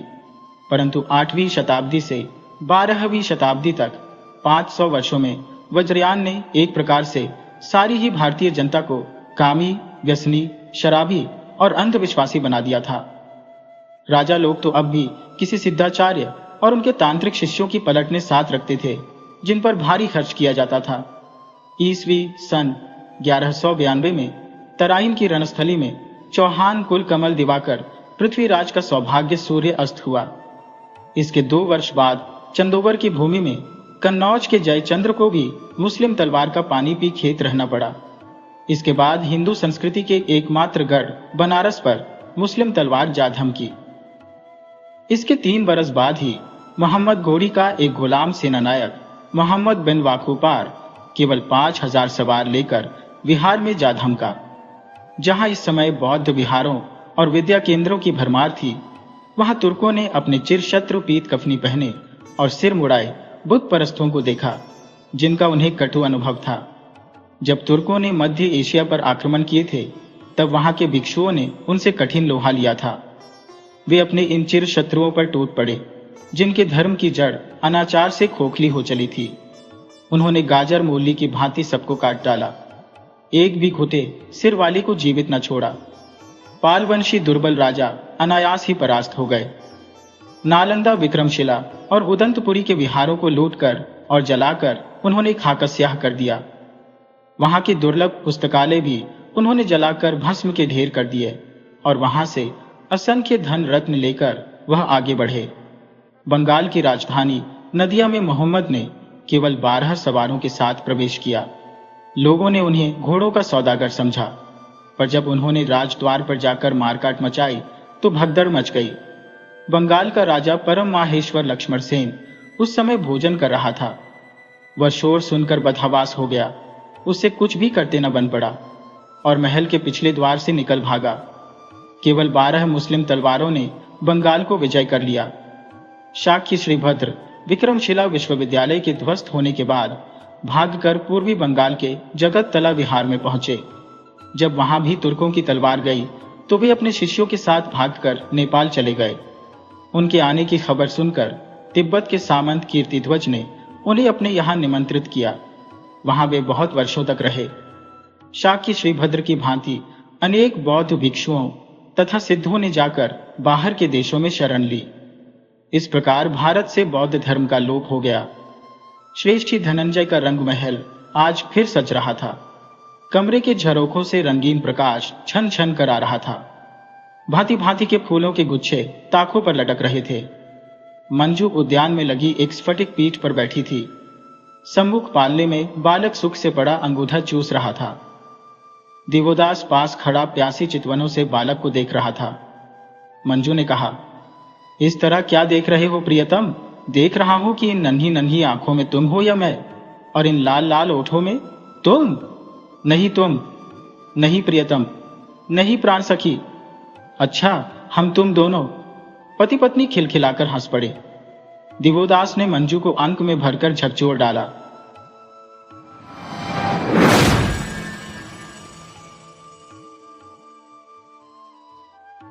वीडियो अच्छी लगी हो तो इसे लाइक करें और ऐसी ही मज़ेदार कहानियों के लिए चैनल को सब्सक्राइब करें और बेल आइकन दबाएं। ज़्यादा से ज़्यादा अपने दोस्तों को शेयर करें। धन्यवाद।